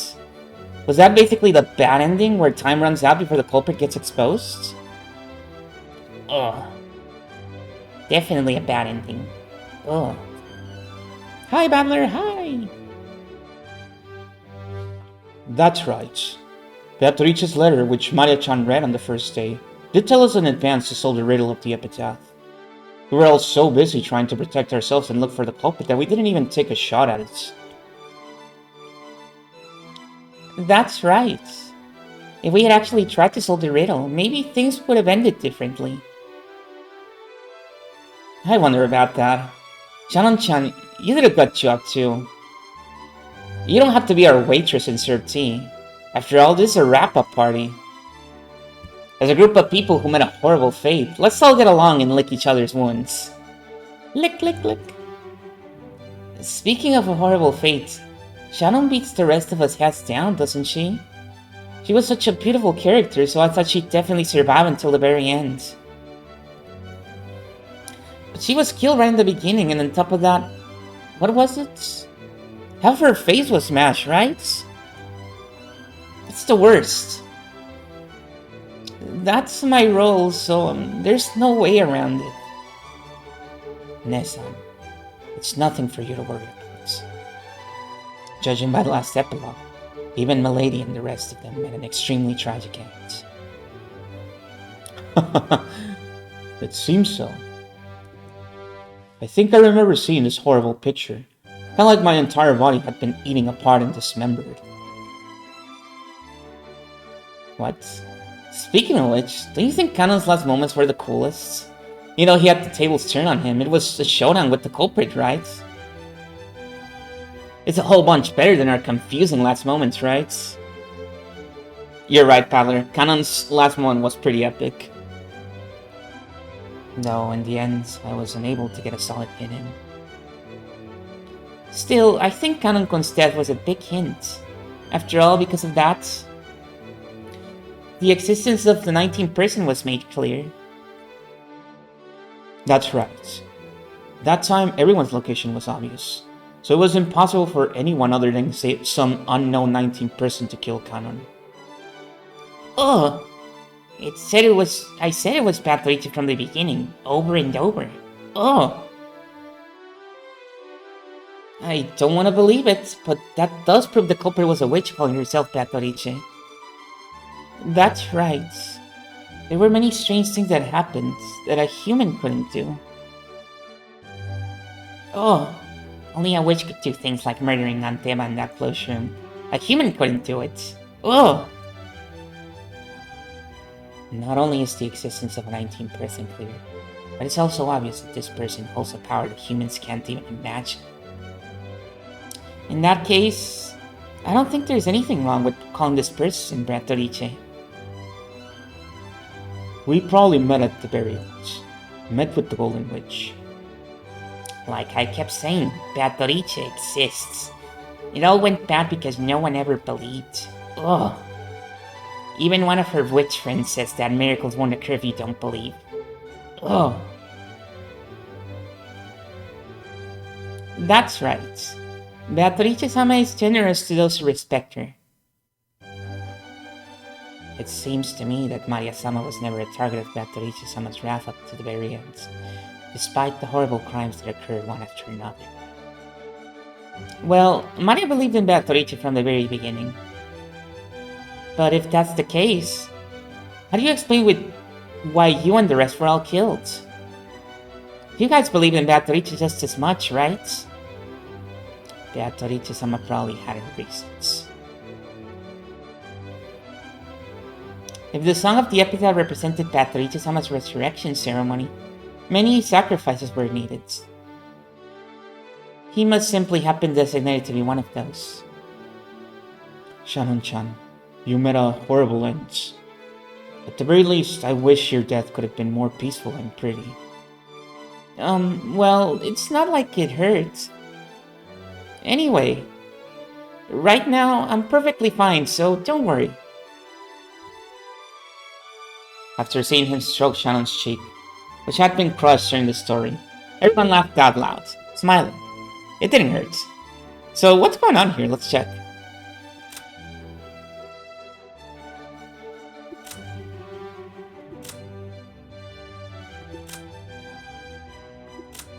Missing. Even though she was given a precious invitation to the Golden Land, a single fool refused to believe in the witch, and all of the magic disappeared. She was then chewed to bits by demons and went to hell. Oh. Missing. Even though everyone was getting along so well after being reunited in the Golden Lands, all of the magic came to nothing because of a certain hard-headed fool. Afterwards, the demons chewed him to the bone, and he went to hell. A fool? Who could that be? Whoops. We weren't done. Shiromiya. Maria. Missing.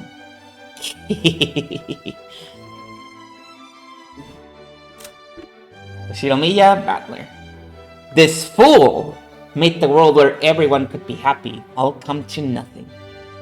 Though Beatrice is extremely angry, she also seems to be enjoying herself immensely. It's almost as though she's waited 1,000 years to get her hands on a toy as fun as this one. Hopefully, even this fool will be able to see you before too long. Perhaps this fool will see you again. The oath.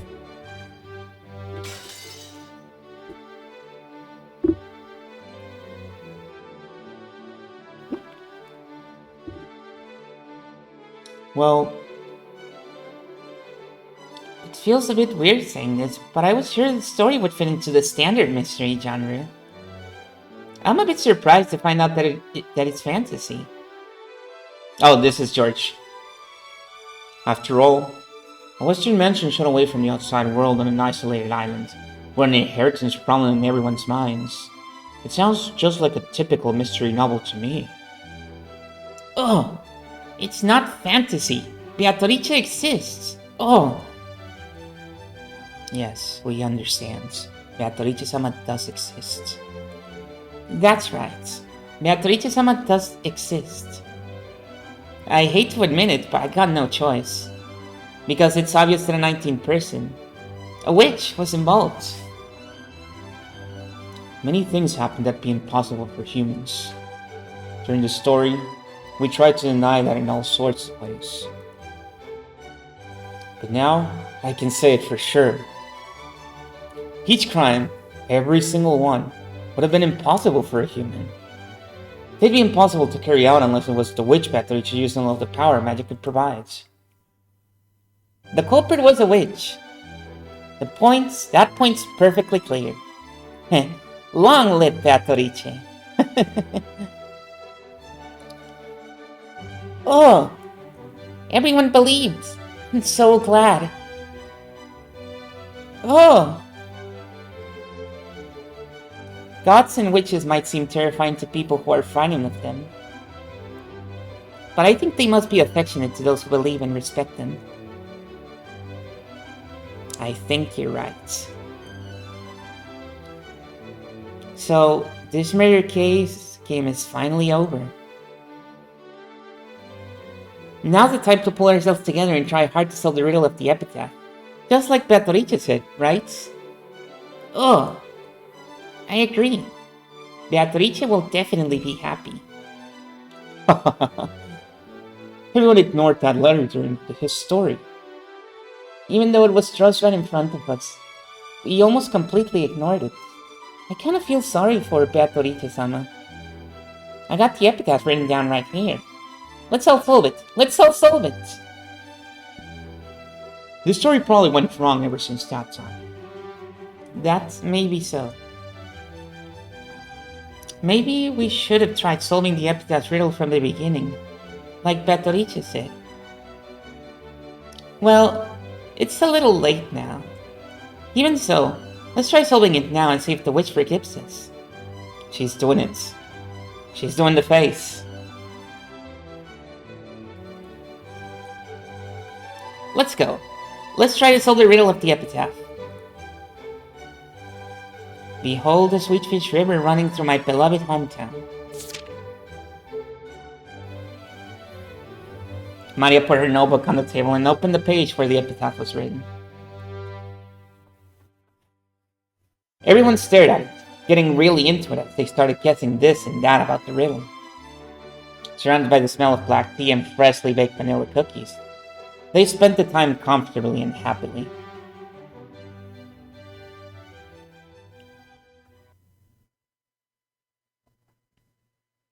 Hold on a second, you guys. What? What is it, Battler? But Battler spoke in a way that cut through the conversation. What's wrong, Battler? His expression looked a little unhappy. What could he not like about all this fun? I've been listening to you guys for a while, but why did you all stop thinking? Why are you so sure that the witch was behind all this?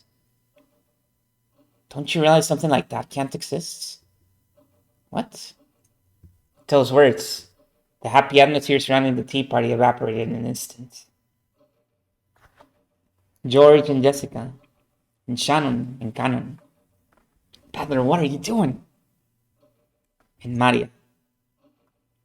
All of them stared blankly, wondering what in the world Padler was talking about. Even the foolish, arrogant Padler realized that he hadn't chosen his words well. Because isn't it clear that these crimes were impossible for a human? That's right. That's right. None of the cases would have been possible for a human. That's true. After all, wasn't it full of things that humans couldn't explain? I don't understand what you're saying, Padler-sama. I'm the one who doesn't have a clue what you guys are talking about. Isn't it obvious that humans committed these crimes? There's no way something like witches exists, right? Then, what about when I was killed in the storehouse and something horrible was done to half of my face? If the culprit was human, how could they have accomplished it? That's, well, it's hard to imagine how they did something that awful. But that was the Rose Garden storehouse, right? I'm sure there were plenty of weird tools in there. Let's say they used some electrical tools like a grinder or an electric saw. A grinder? You know, for gardening. That's,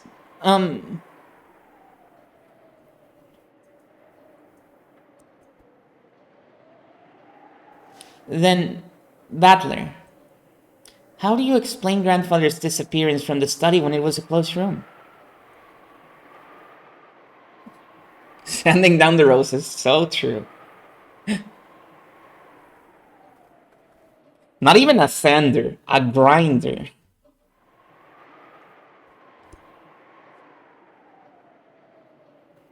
even though the door was sealed. Grandfather just suddenly disappeared, right? We talked about that during the story, too. It's not impossible that Grandfather used some trick to fool the receipts.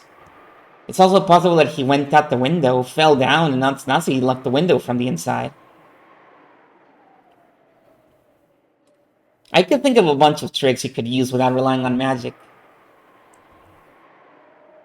That makes sense, but in that case, Badler-kun, how do you explain the way my parents were killed in the guest room? The door was sealed by the lock and the chain. Naturally, the window was sealed too. How do you think a human could have killed my parents? Well, we did have to leave that trick alone during the story. Anyway, there's at least a good chance the culprit had a key.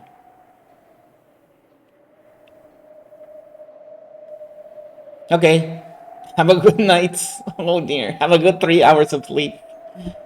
And it was possible to look in through the crack of the door the chain allowed.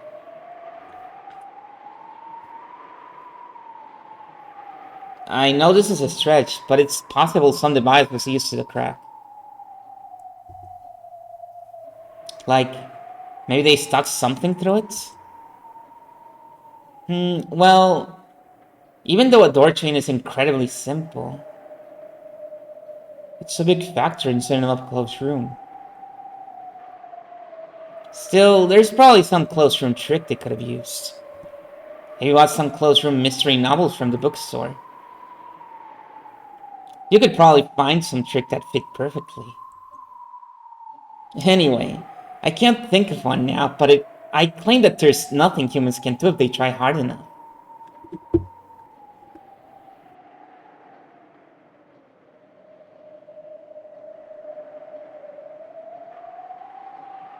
Isn't that argument horribly irrational?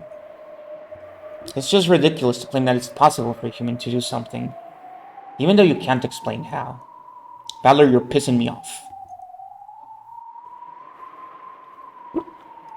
Why is that ridiculous? Why did you all stop thinking? Even something that looks impossible has to be doable. Doesn't it always work like that? It always like that? Paddler, you're the one being ridiculous. If you think a human could have done it, try explaining how. You can't, can you? And you're okay with saying the culprit is a witch just because I can't explain it? With that argument, all the unsolved crimes in the world could be resolved by saying a witch is the culprit. Badler, you're sidestepping the issue, and you aren't explaining anything. We're saying a human couldn't have done it. Therefore, the culprit is something that isn't human. And that something is a witch. And yet you keep arbitrarily reciting that witches aren't impossible, even though you can't explain anything. It's almost like humanity was during the Dark Ages. Like those fools who claimed that heaven spun around the earth. Those who said that the earth couldn't be spinning, even though they couldn't explain why. That kind of argument kind of pisses me off. So this is basically what you're trying to say. If I can't explain how a human could do it, then I must accept that the culprit is a witch. It's not like we're forcing you to go that far. We were just wondering on the basis that you can say such nonsense. Nonsense? That's right, Canon. Tell him. Hey, have I really been saying something that weird just now? Am I the one who's crazy? You guys are really starting to freak me out. Paddler-sama, when I died in the boiler room, I was killed by a 19th person who shouldn't exist. Can you explain how a human could have done that? At that time, the locations of the 18 were well known. Even so, I was killed. We talked about that in the story as well, right? Kumasawa Bachan, for example. He said she followed right after you and headed down to the boiler room. But we can't know for sure whether that was a lie or not. For all we know, she might have entered the boiler room with you and caught you by surprise. Or maybe when you stepped into the boiler room, you activated some kind of trap. One that might have been set up to hit you with one of those ice picks. After all, the stink of grandfather's body was coming from the incinerator. Someone was bound to go and check, so if the culprit just set up a trap beforehand, they could easily have stayed away from that place and used the time of Kanonkun's death to create an alibi. You talk about a trap in the boiler room, but what kind of trap could that be? That's right. Following his death, everyone immediately ran over to the boiler room. But we didn't find any kind of weird device, did we? That is correct. Mother-sama, what kind of trap could I have been killed with? Well, I don't know that. But anyway, they must have used some kind of clever trap, or maybe someone's lying. Or what about this? Kanon-kun, what if the whole thing was just you play acting? That's it, you were play acting. Aunt Eva and Uncle Hideyoshi were also play acting. They made the closed room themselves and were only pretending to be dead. Battler, has your head been, feeling okay? Should I bring some cold drinks? Don't look at me with those pitying eyes. I'm not saying something that crazy, right?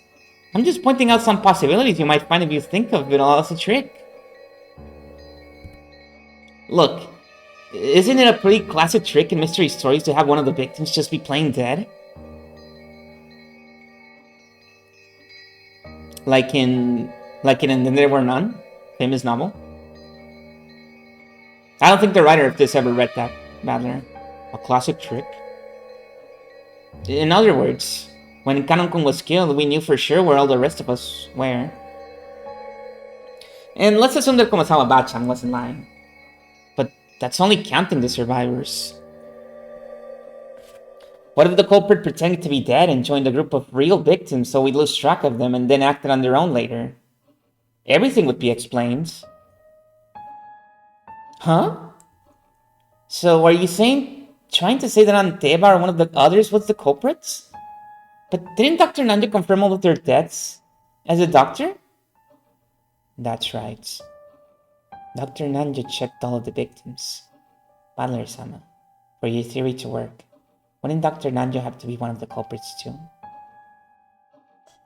Yeah, that's right. Once you consider that Dr. Nanjo might have been one of the culprits and faked the proclamation of death, the whole story changes. See? That's also a classic trick in mystery novels, isn't it? Like in And Then There Were None? But we already established that the writer of this didn't read that. But Dr. Nanjo was also killed, right? About that. That's right. Dr. Nanjo faked his death.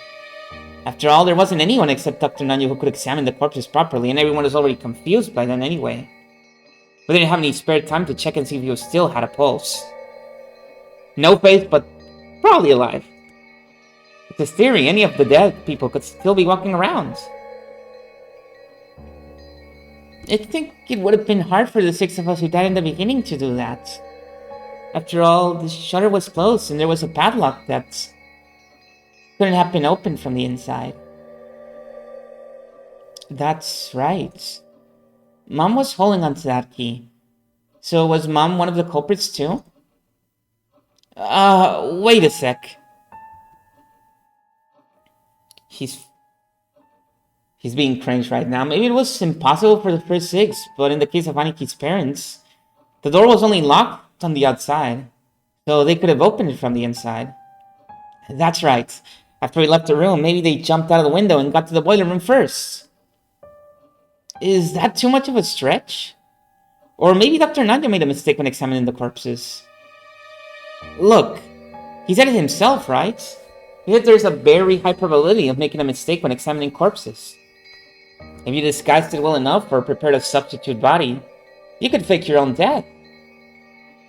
Let's leave the method or trick they used for later. And you see, it's not that hard to deny a 19th person existed, right? Much less a witch, right? At least that much is completely impossible. I don't know why you've been trying so stubbornly to say that one of us is the culprit. In other words, you want to suspect one of your relatives? That's not it. It's just, I can't easily accept that a 19th person existed. And even if one did, I think we should construct our argument from the point of view that the culprit was a human. Come on, bro. You're scaring the host. I'll only accept that it's a witch in the desperation, the very end, after everything else has been disproved. There's no way witches exist, right? Why has everyone been casually accepted that the culprit was a witch? I think it's great how your family love make you hate the thought that someone close to you is a murderer. But is it okay to let that fool you?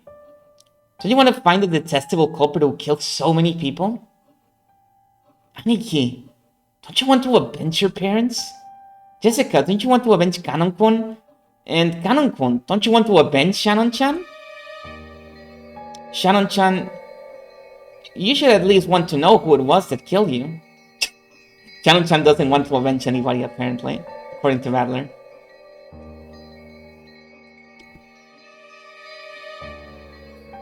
Shannon-chan, don't you want to avenge Nanjo? Why has everyone totally surrendered and decided the culprit was a witch?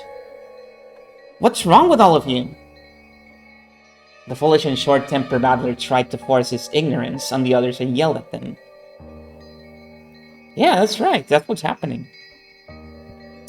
However, everyone just looked at him pityingly, finally watching over him. At that time, the wise Mario laughed and pointed out Battler's mistake.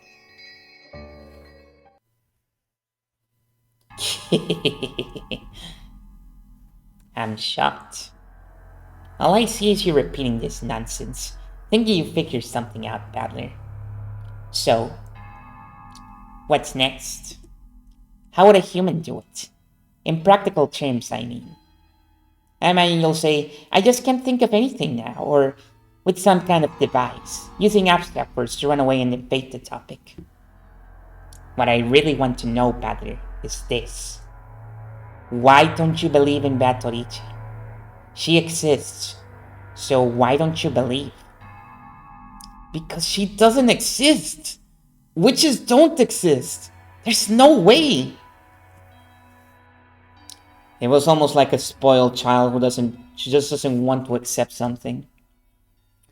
The pitying gazes quietly closed in around Battler, but they didn't reach his stubborn heart.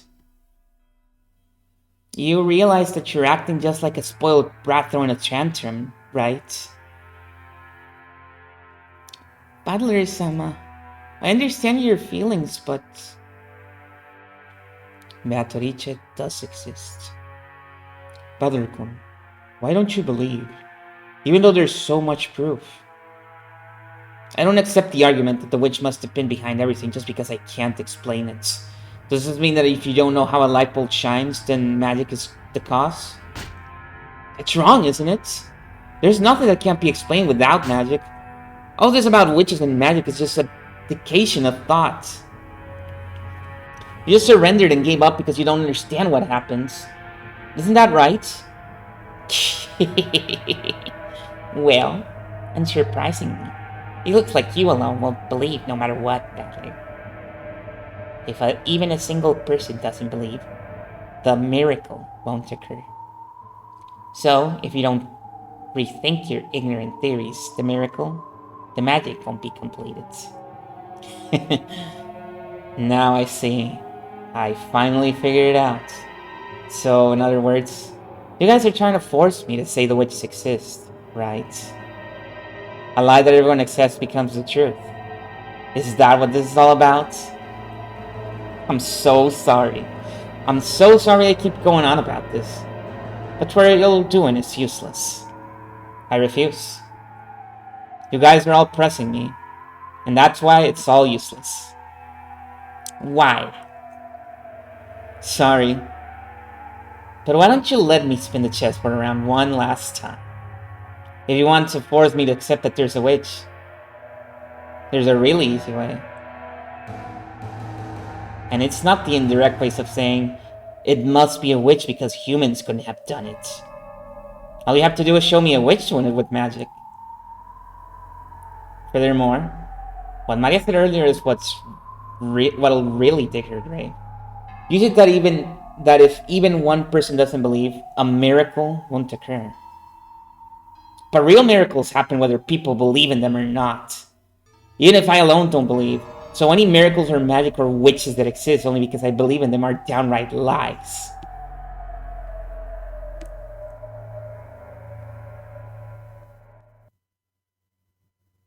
The uneasy mood following Battler's ignorant rants was blown away by a very soft and light laugh. Whose laugh?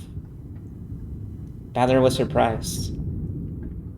He had never heard that voice before. When he looked at George and Jessica, at Shannon and Cannon and Maria, he noticed that they had suddenly gone respectfully silent.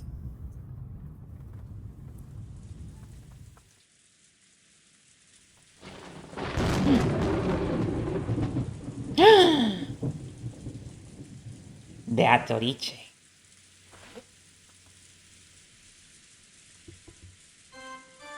How amusing. I haven't met such a charming human for quite some time. Who are you? Don't you even know the host of the tea party you were invited to? How amusing indeed.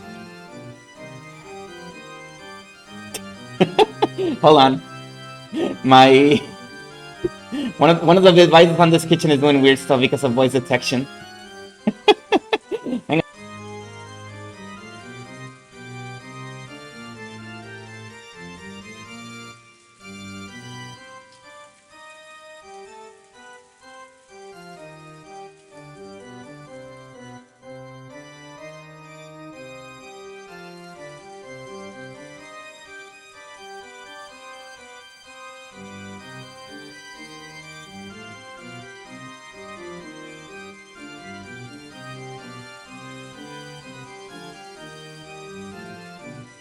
There we go. Were you able to hear it, by the way?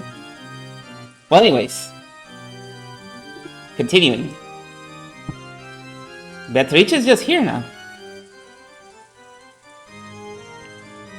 Don't you even know the host of the tea party you were invited to? How amusing indeed.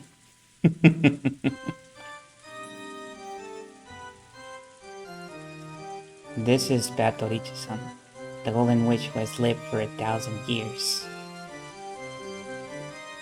Oh, and she's over here. The golden witch who has lived for 1,000 years. Oh, just as it says on the tin. She has surpassed the limits of humans. And, like demons, will sometimes appear in response to summons made by humans, to offer her power in exchange for a prize. She likes black tea and ice cream. She hates boredom and people who deny her existence. Pretty relatable. It is an honor to be graced with your presence, Beatrice-sama. Please forgive Badler-kun's ranting. This guy's just stubborn and he still doesn't understand the situation he's in.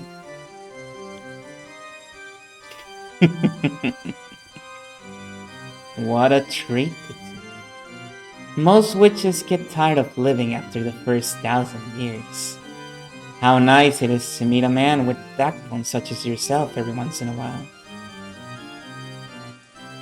It's quite an honor to be present when Beatrice shows herself, Adler.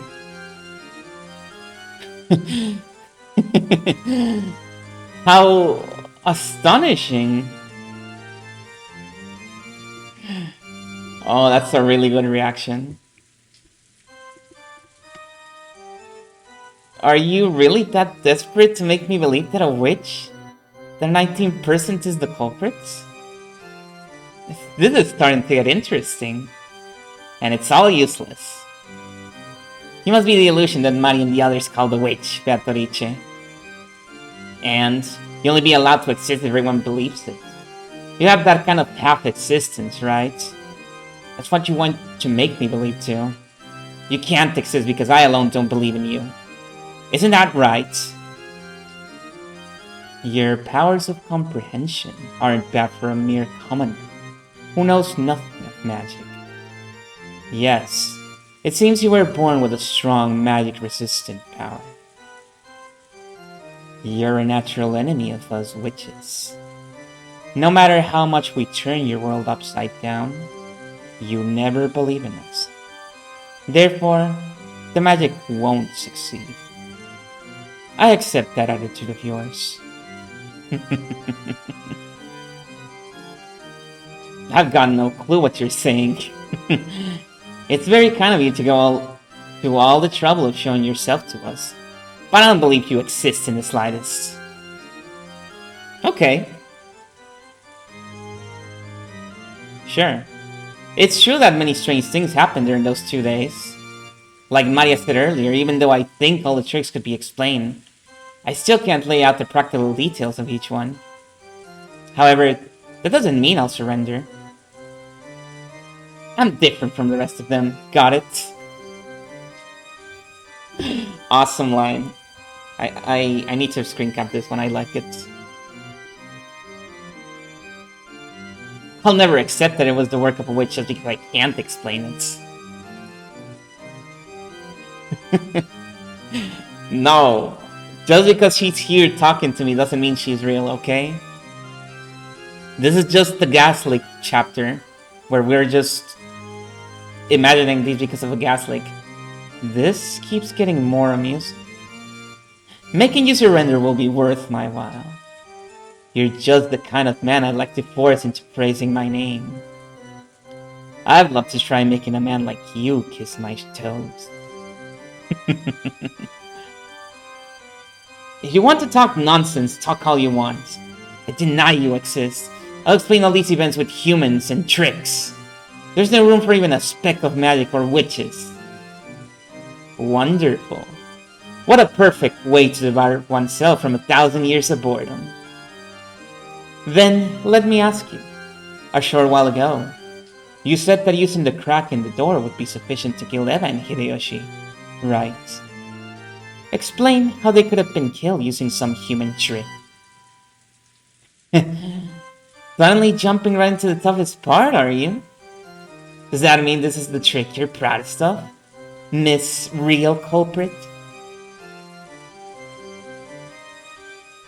With a shake of her golden pipe, gentle, multicolored smoke trailed out of the ends.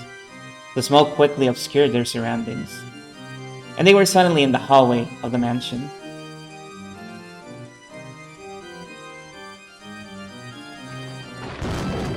The door in front of them, slightly open but secured by the chain, was... That's right. It's the door to the room where Eva and Hideyoshi were killed. Nice trick! Very well. Show me what you would do through this small crack, badly. They probably had some device to shoot those ice picks. If they used that, how would they reach Eva over on the bed when you can't see that far through this crack? And how would they reach Hideyoshi in the bathroom with the door shut? Damn, there's a crack. There should be some way. If you can think of one, allow me. Oh, how would a witch do it? Come on, let's see your little trick. Badly, you're being rude to that, Alicia. How nice, how nice. What a charming man. That will make it even more fun to force him into submission. You really want to make me kiss your toes that much? Only if I surrender. But watch. I'll definitely expose this trick and I'll make you kiss my ass instead.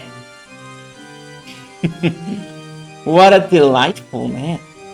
I'll remember that promise. Weak wishes kiss the behinds of demons to gain power. Because there's no more humiliating oath.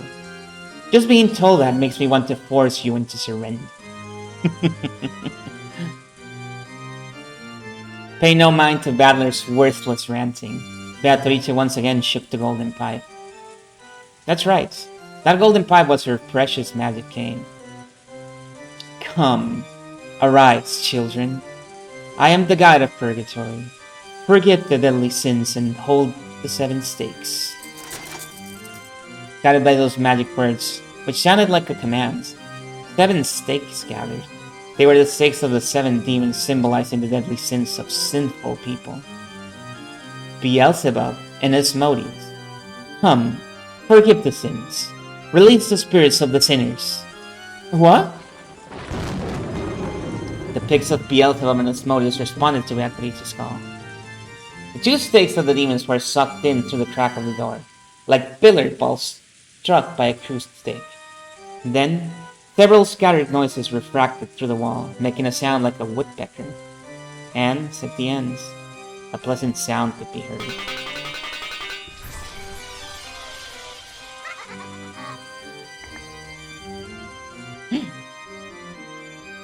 It was a small, satisfying sound, like the one heard when someone is chopping firewood and the falling axe neatly and easily slices through the wood. It was the sound of the 2 pigs burying themselves deep into Eva and Hideyoshi's foreheads. Right down the middle. Wanna see? They definitely heard 2 sounds like a pair of foreheads being split open. Valor wasn't permitted to search, since he was on the other side of the door. But those 2 had died again, and this second time, they lay not an inch apart from where they had lain the last time, the exact same blood spray as before. You moron! That's insane! You think you can just kill them like that? I can kill them. I can kill them just like this.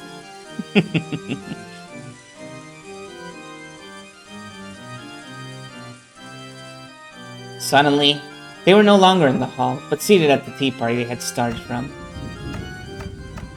Everyone but Battler was sitting meekly, but Cannon was moaning, fresh blood dangling from his mouth. What a rude thing to do at a tea party. Satan's stake was buried deep into Cannon's chest. Cannon-kun! Cannon-kun! Damn it! Battler was the only one getting agitated. George, Jessica, Shannon. Everyone else was meekly hanging their heads like students being yelled at by their teacher. Cannon was captivated by trifling anger and tried to disturb my banquet. Being easily captivated by anger is your deadly sin.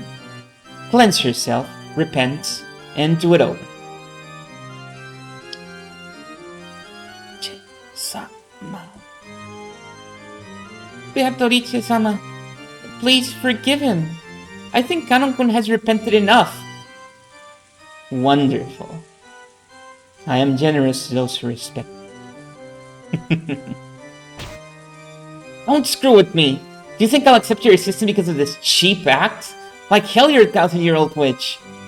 Your tricks aren't 1,000 years old. They're just the sum of a century of classic tricks in the mystery genre. There's no such thing as magic. Definitely not. All the crimes can be explained with humans and tricks.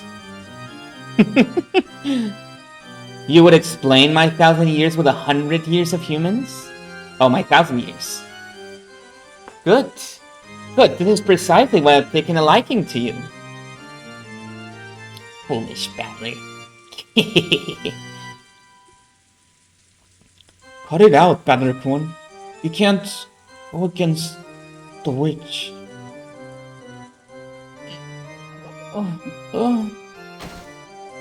Shannon started moaning, holding her cheek. Maybe she had a tooth. Yeah, maybe. I've been there. I know what it's like. But apparently, it wasn't a toothache after all. A slight redness spread across the cheek Shannon was holding. It looked like the redness was causing Shannon unbearable pain. Her fingers were pressing in against her cheek, and drops of sweat appeared all over her body. Shannon! Shannon! Hang in there! Hang in there! What's going on? Damn it, what the hell is that red stuff? It expanded rapidly, covering half of Shannon's face. Not the deadly red paint. Then the stupid dunce Battler finally realized. Oh, please, Battler-kun, please believe in Batoriche. I beg you. Because you won't believe, the magic is dissolving. For the first time in his life, Battler heard that sound. Like a pomegranate splitting. The red spray even landed on Battler's face. Poor Shannon's face had been split in half. And her last horrible moments in that storehouse were repeated once again. Shannon! Damn it! Stop it! Don't humiliate the dead!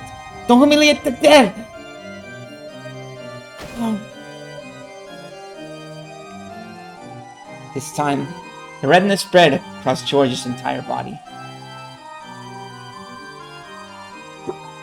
It was like the beautiful cloud drawn by milk when it's poured into black tea. It spread out and extended across his entire body. As it did, it seemed to give George increasingly greater pain. Looking at this bizarre spectacle, Battler was petrified as he frantically thought it was his pitifully clumsy imagination. About the nature of this strange death George and the rest were experiencing. Eventually, that redness reached the nearby Jessica as well.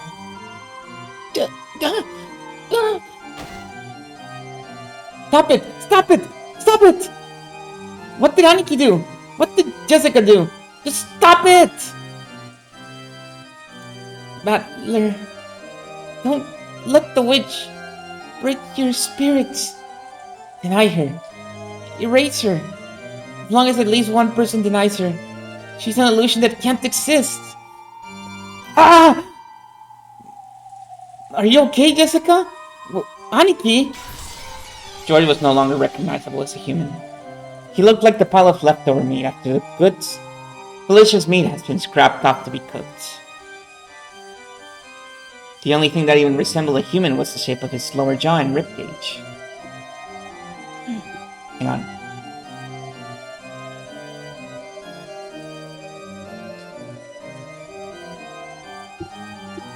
And it was clear that Jessica, who was covering with a steadily strengthening redness, was approaching the same fate. Battler, quickly, believe in Batoriche. If you don't, everyone's magic will dissolve.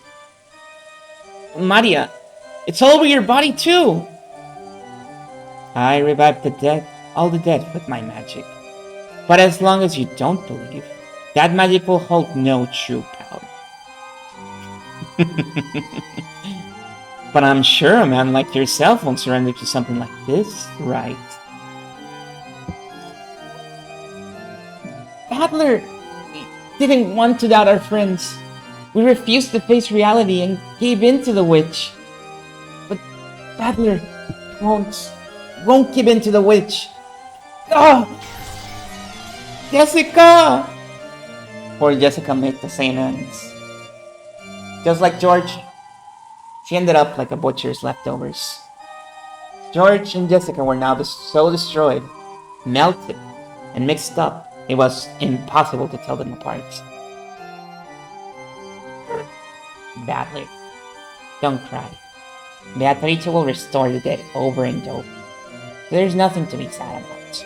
So, even if we die, we're still just fine. The redness began eating into the whole of Maya's body. The foolish Battler watched and screamed.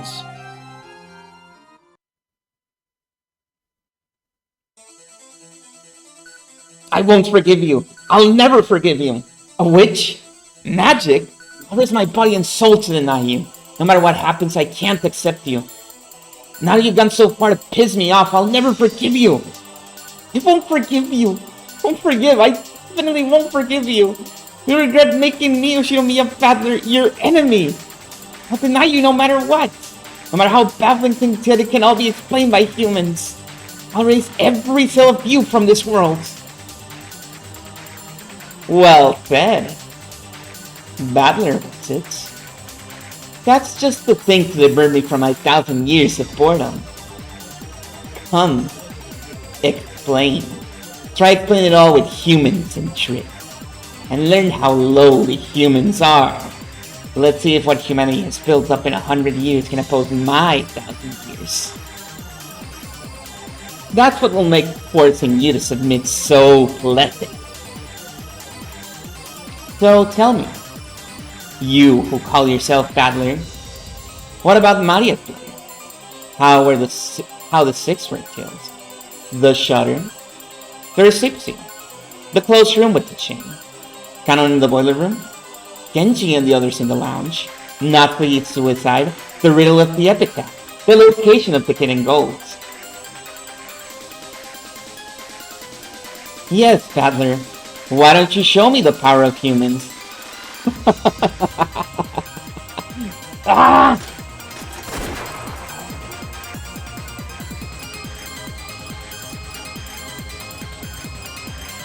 Yay, we did it!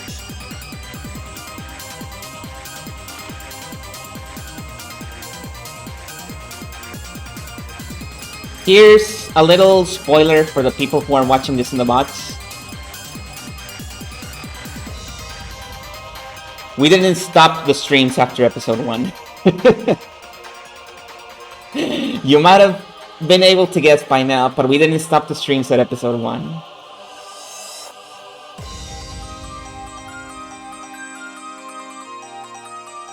That's unlimited!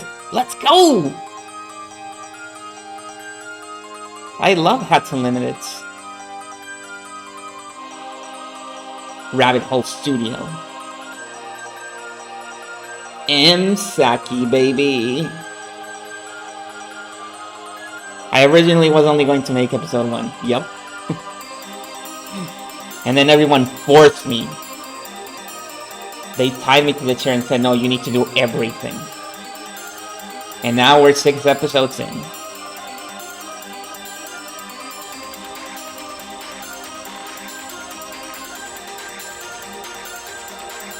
So with this, we're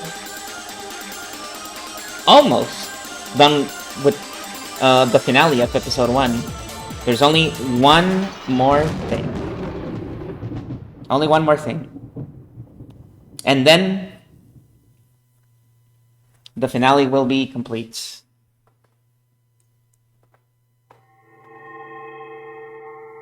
Don't worry, this one is going to be pretty short.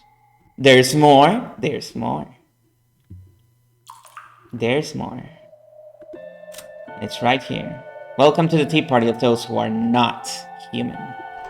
The tea party of dogs and cats. And rats. And bugs. Perhaps even plants.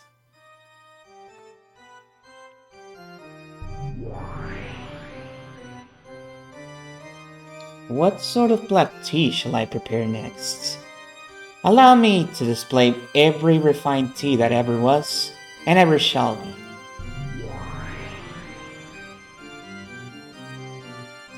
Dried plum black tea. The kind that goes for 200 yen a pack. For 1,000 years, I've been fond of black tea, but I did not know of such a thing. I will never tire of living in this world. Beato, you don't have to display such hostility. I'm just a wandering witch. I didn't come with the intention of violating the rules of your territory. Hostility? I bear nothing of the sort. I'm just terribly concerned with seeing to it that the legendary witch, Lady Brinkestelle, is well attended to. Lady Brinkestelle? The Witch of the Fragments, who has lived 1,000 years. It is said she lives in a world where the concepts of fate and possibilities can be visualized. She observes the fate of humans and sometimes interferes. In other words, sometimes she is you. Oh, fuck. And sometimes she is your only friend. Understand? She likes wine and spicy foods. She hates boredom and people who never learn. Oh, we have new options here. Execute. What a useless trick. To try and kill me despite being a mere human. Fire your bullets, and they will merely reflect back towards you like the light of a mirror. However, there does exist just one way to kill me. You hold that method in the palm of your hands. So I doubt one as mediocre as you could ever pull it off.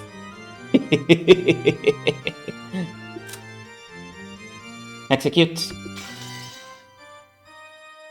By constantly continuing to think, I will live forever. In other words, if I were to stop thinking, I could die at any time. However, once I start thinking again, I can also revive at any time. That's why I'm fickle and whimsical. I live as I please, die as I please, and I revive as I please. Okay? You misunderstand. I am powerless, before a witch such as you, who possesses the dreadful power to kill an individual 100 times. I am completely powerless. That a powerless lady witch like you possesses a power that none can approach is what is truly terrifying. Hello, Flo! After all, that great witch, Lady Lambda Delta, was dethroned by you alone. Oh, more witches' names. I only won an endurance contest. She simply got tired. That is not what Lady Lambda Delta said, though.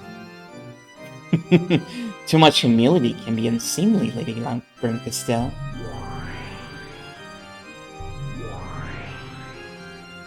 That girl has a dreadful power. The power to kill an individual, without fail. However, without fail doesn't exist in this world. No matter how many times you divide one, you can never reach zero. That girl has the power to bring the odds of failure down to almost exactly zero. The power to give rise to almost perfect certainty. I hope I never have to fight such a terrifying witch again.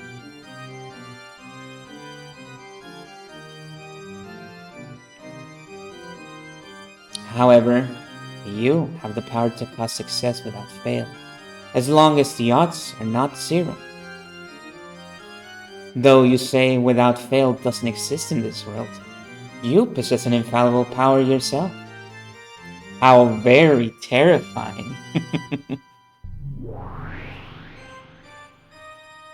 The power to kill an individual endlessly.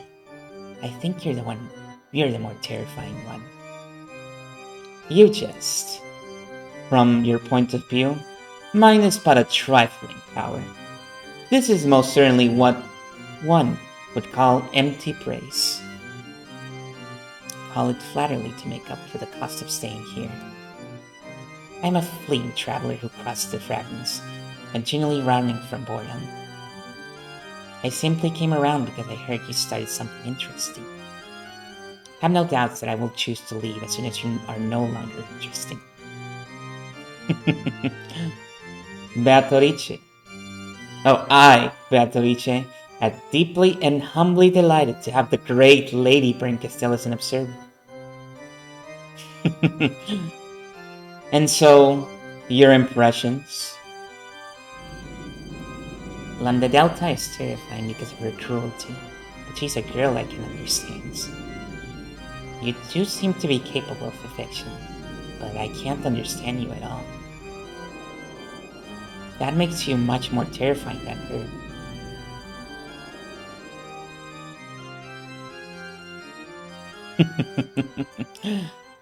I am fickle by nature. Do forgive me. Besides, I believe you also enjoy entrusting your fate to the roll of the fickle dice, right, Lady Brinkestell?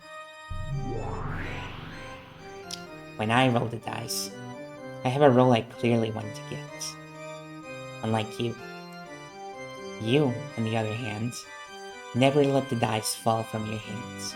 So, whatever the roll might have been, you're never disappointed. Whatever roll the dice show you, you are satisfied without fail.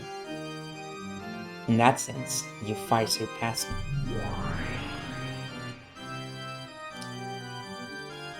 You're the one I really don't want to fight with. Inside of you, there's nothing but zero. That's why I can't win against you with my power. It's the worst compatibility. Perhaps Delta, on the other hand, has a good compatibility against you, since she would be able to kill your endless nature. Oh yes, witches truly are the best people to enjoy black tea with. One doesn't get bored. Then, I'm relieved. Boredom is the only poison that can kill me. So, don't kill me, okay? Lady Batorice, Endless Witch. If such is your wish, I, Beatrice, shall show you an even better time. In that case, wouldn't it be best if I brought the next chessboard in right away? It seems the next tale would do more for you than another cup of black tea. Just wait for a moment.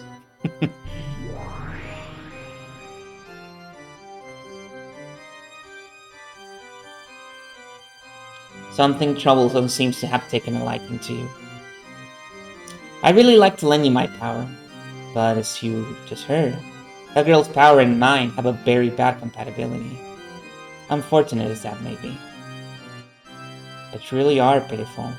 So I'll help you out, just a bit. First of all, about that girl. She does have a name, Beatrice, but that doesn't necessarily mean she's one individual woman. Get what I mean? In other words, she's not some human. Her existence is a personification of the rules of this world. To beat her, you have to expose the rules of this world and unravel. Perhaps this can be likened to learning the rules of chess by watching a game. First, take a good look at the chessboard. Then, learn the movements and roles of the pieces. Then look for the conditions required to win at her game. When you manage to reveal all these things, her heart will be exposed. After that, you can rip it apart or crush it as you please. I'm being quite generous. In the past, when I had a human body, it took me 100 years to notice even this much. This is my meager farewell gift to you, the pitiful one captured by battle. It's just like a spoon. A spoon can be used for more than just drinking soup. You can use it to dig through the prison you're locked in, or as a weapon to gouge the witch's eye out. Of course, you can also use the spoon to continually sip the watery soup inside your eternal cell. Don't get the wrong idea. I have no intention of becoming your ally. I do feel empathy for you, but I won't help you. It's like I'm sitting in front of the television yelling at you on the other side, even though my voice won't reach you. So, you understand that I'm a witch, right? I intend to enjoy this endless tale that Beto is going to weave until I tire of it. But that alone won't hold my interest. That's why I'll lend you my power. It's also that I don't get tired of this. I am the cruelest witch in the world. Whoever the opponent may be, I'll make them surrender with certainty. Even if it's Beatrice, the endless witch. Okay? You are my game piece. Give it your best shot. I'll give you advice sometimes, out of her sight. Don't bore me, okay?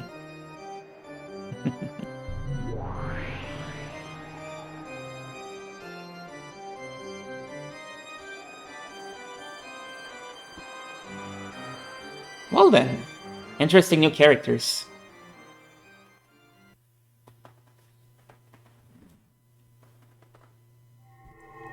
And that's it. Yay! We did it. That's the entirety of episode 1. She seems nice, yeah. She's helping us. We appreciate it. Well, but watchers rejoice, because now the the obstacle has finally been cleared, and you can watch all the way until the end of episode 2. All the way until the near end of episode 3, really. Because I now need to record the finale of episode 3, because that one also got lost. Oh well. Okay, put up episode 3. No. I can't do that. It'll have to be another time. We're getting there. Because that one is going to be like 4 hours. It's going to be a really long one. I still have another 4 hours I need to record of episode 3. But anyway, let's not talk about that because we can let some spoilers slip out. We're going to call it here. And that'll be it. And we can speak about it elsewhere. In our secret council room or whatever. Perhaps we can even speak of the whole teeth business. Oh, I'm hungry.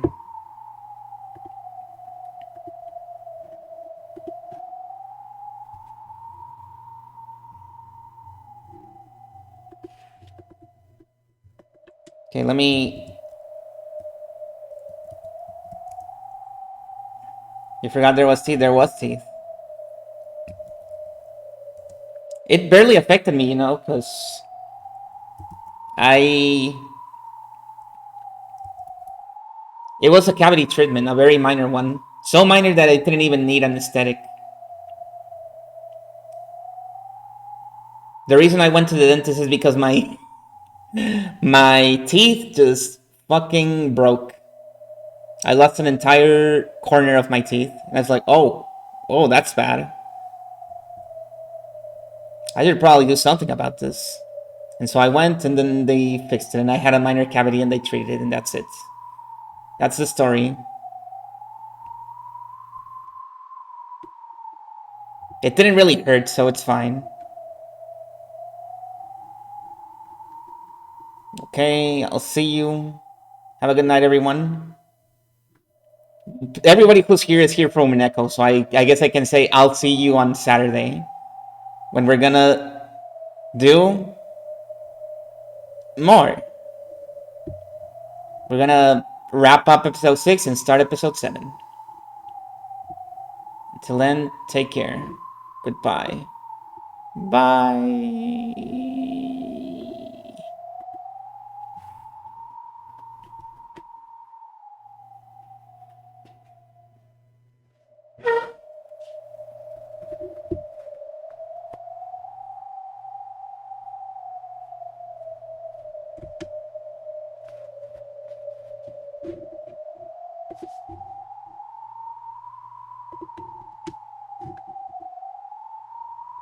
I want to. Oh shit! I see what we're doing.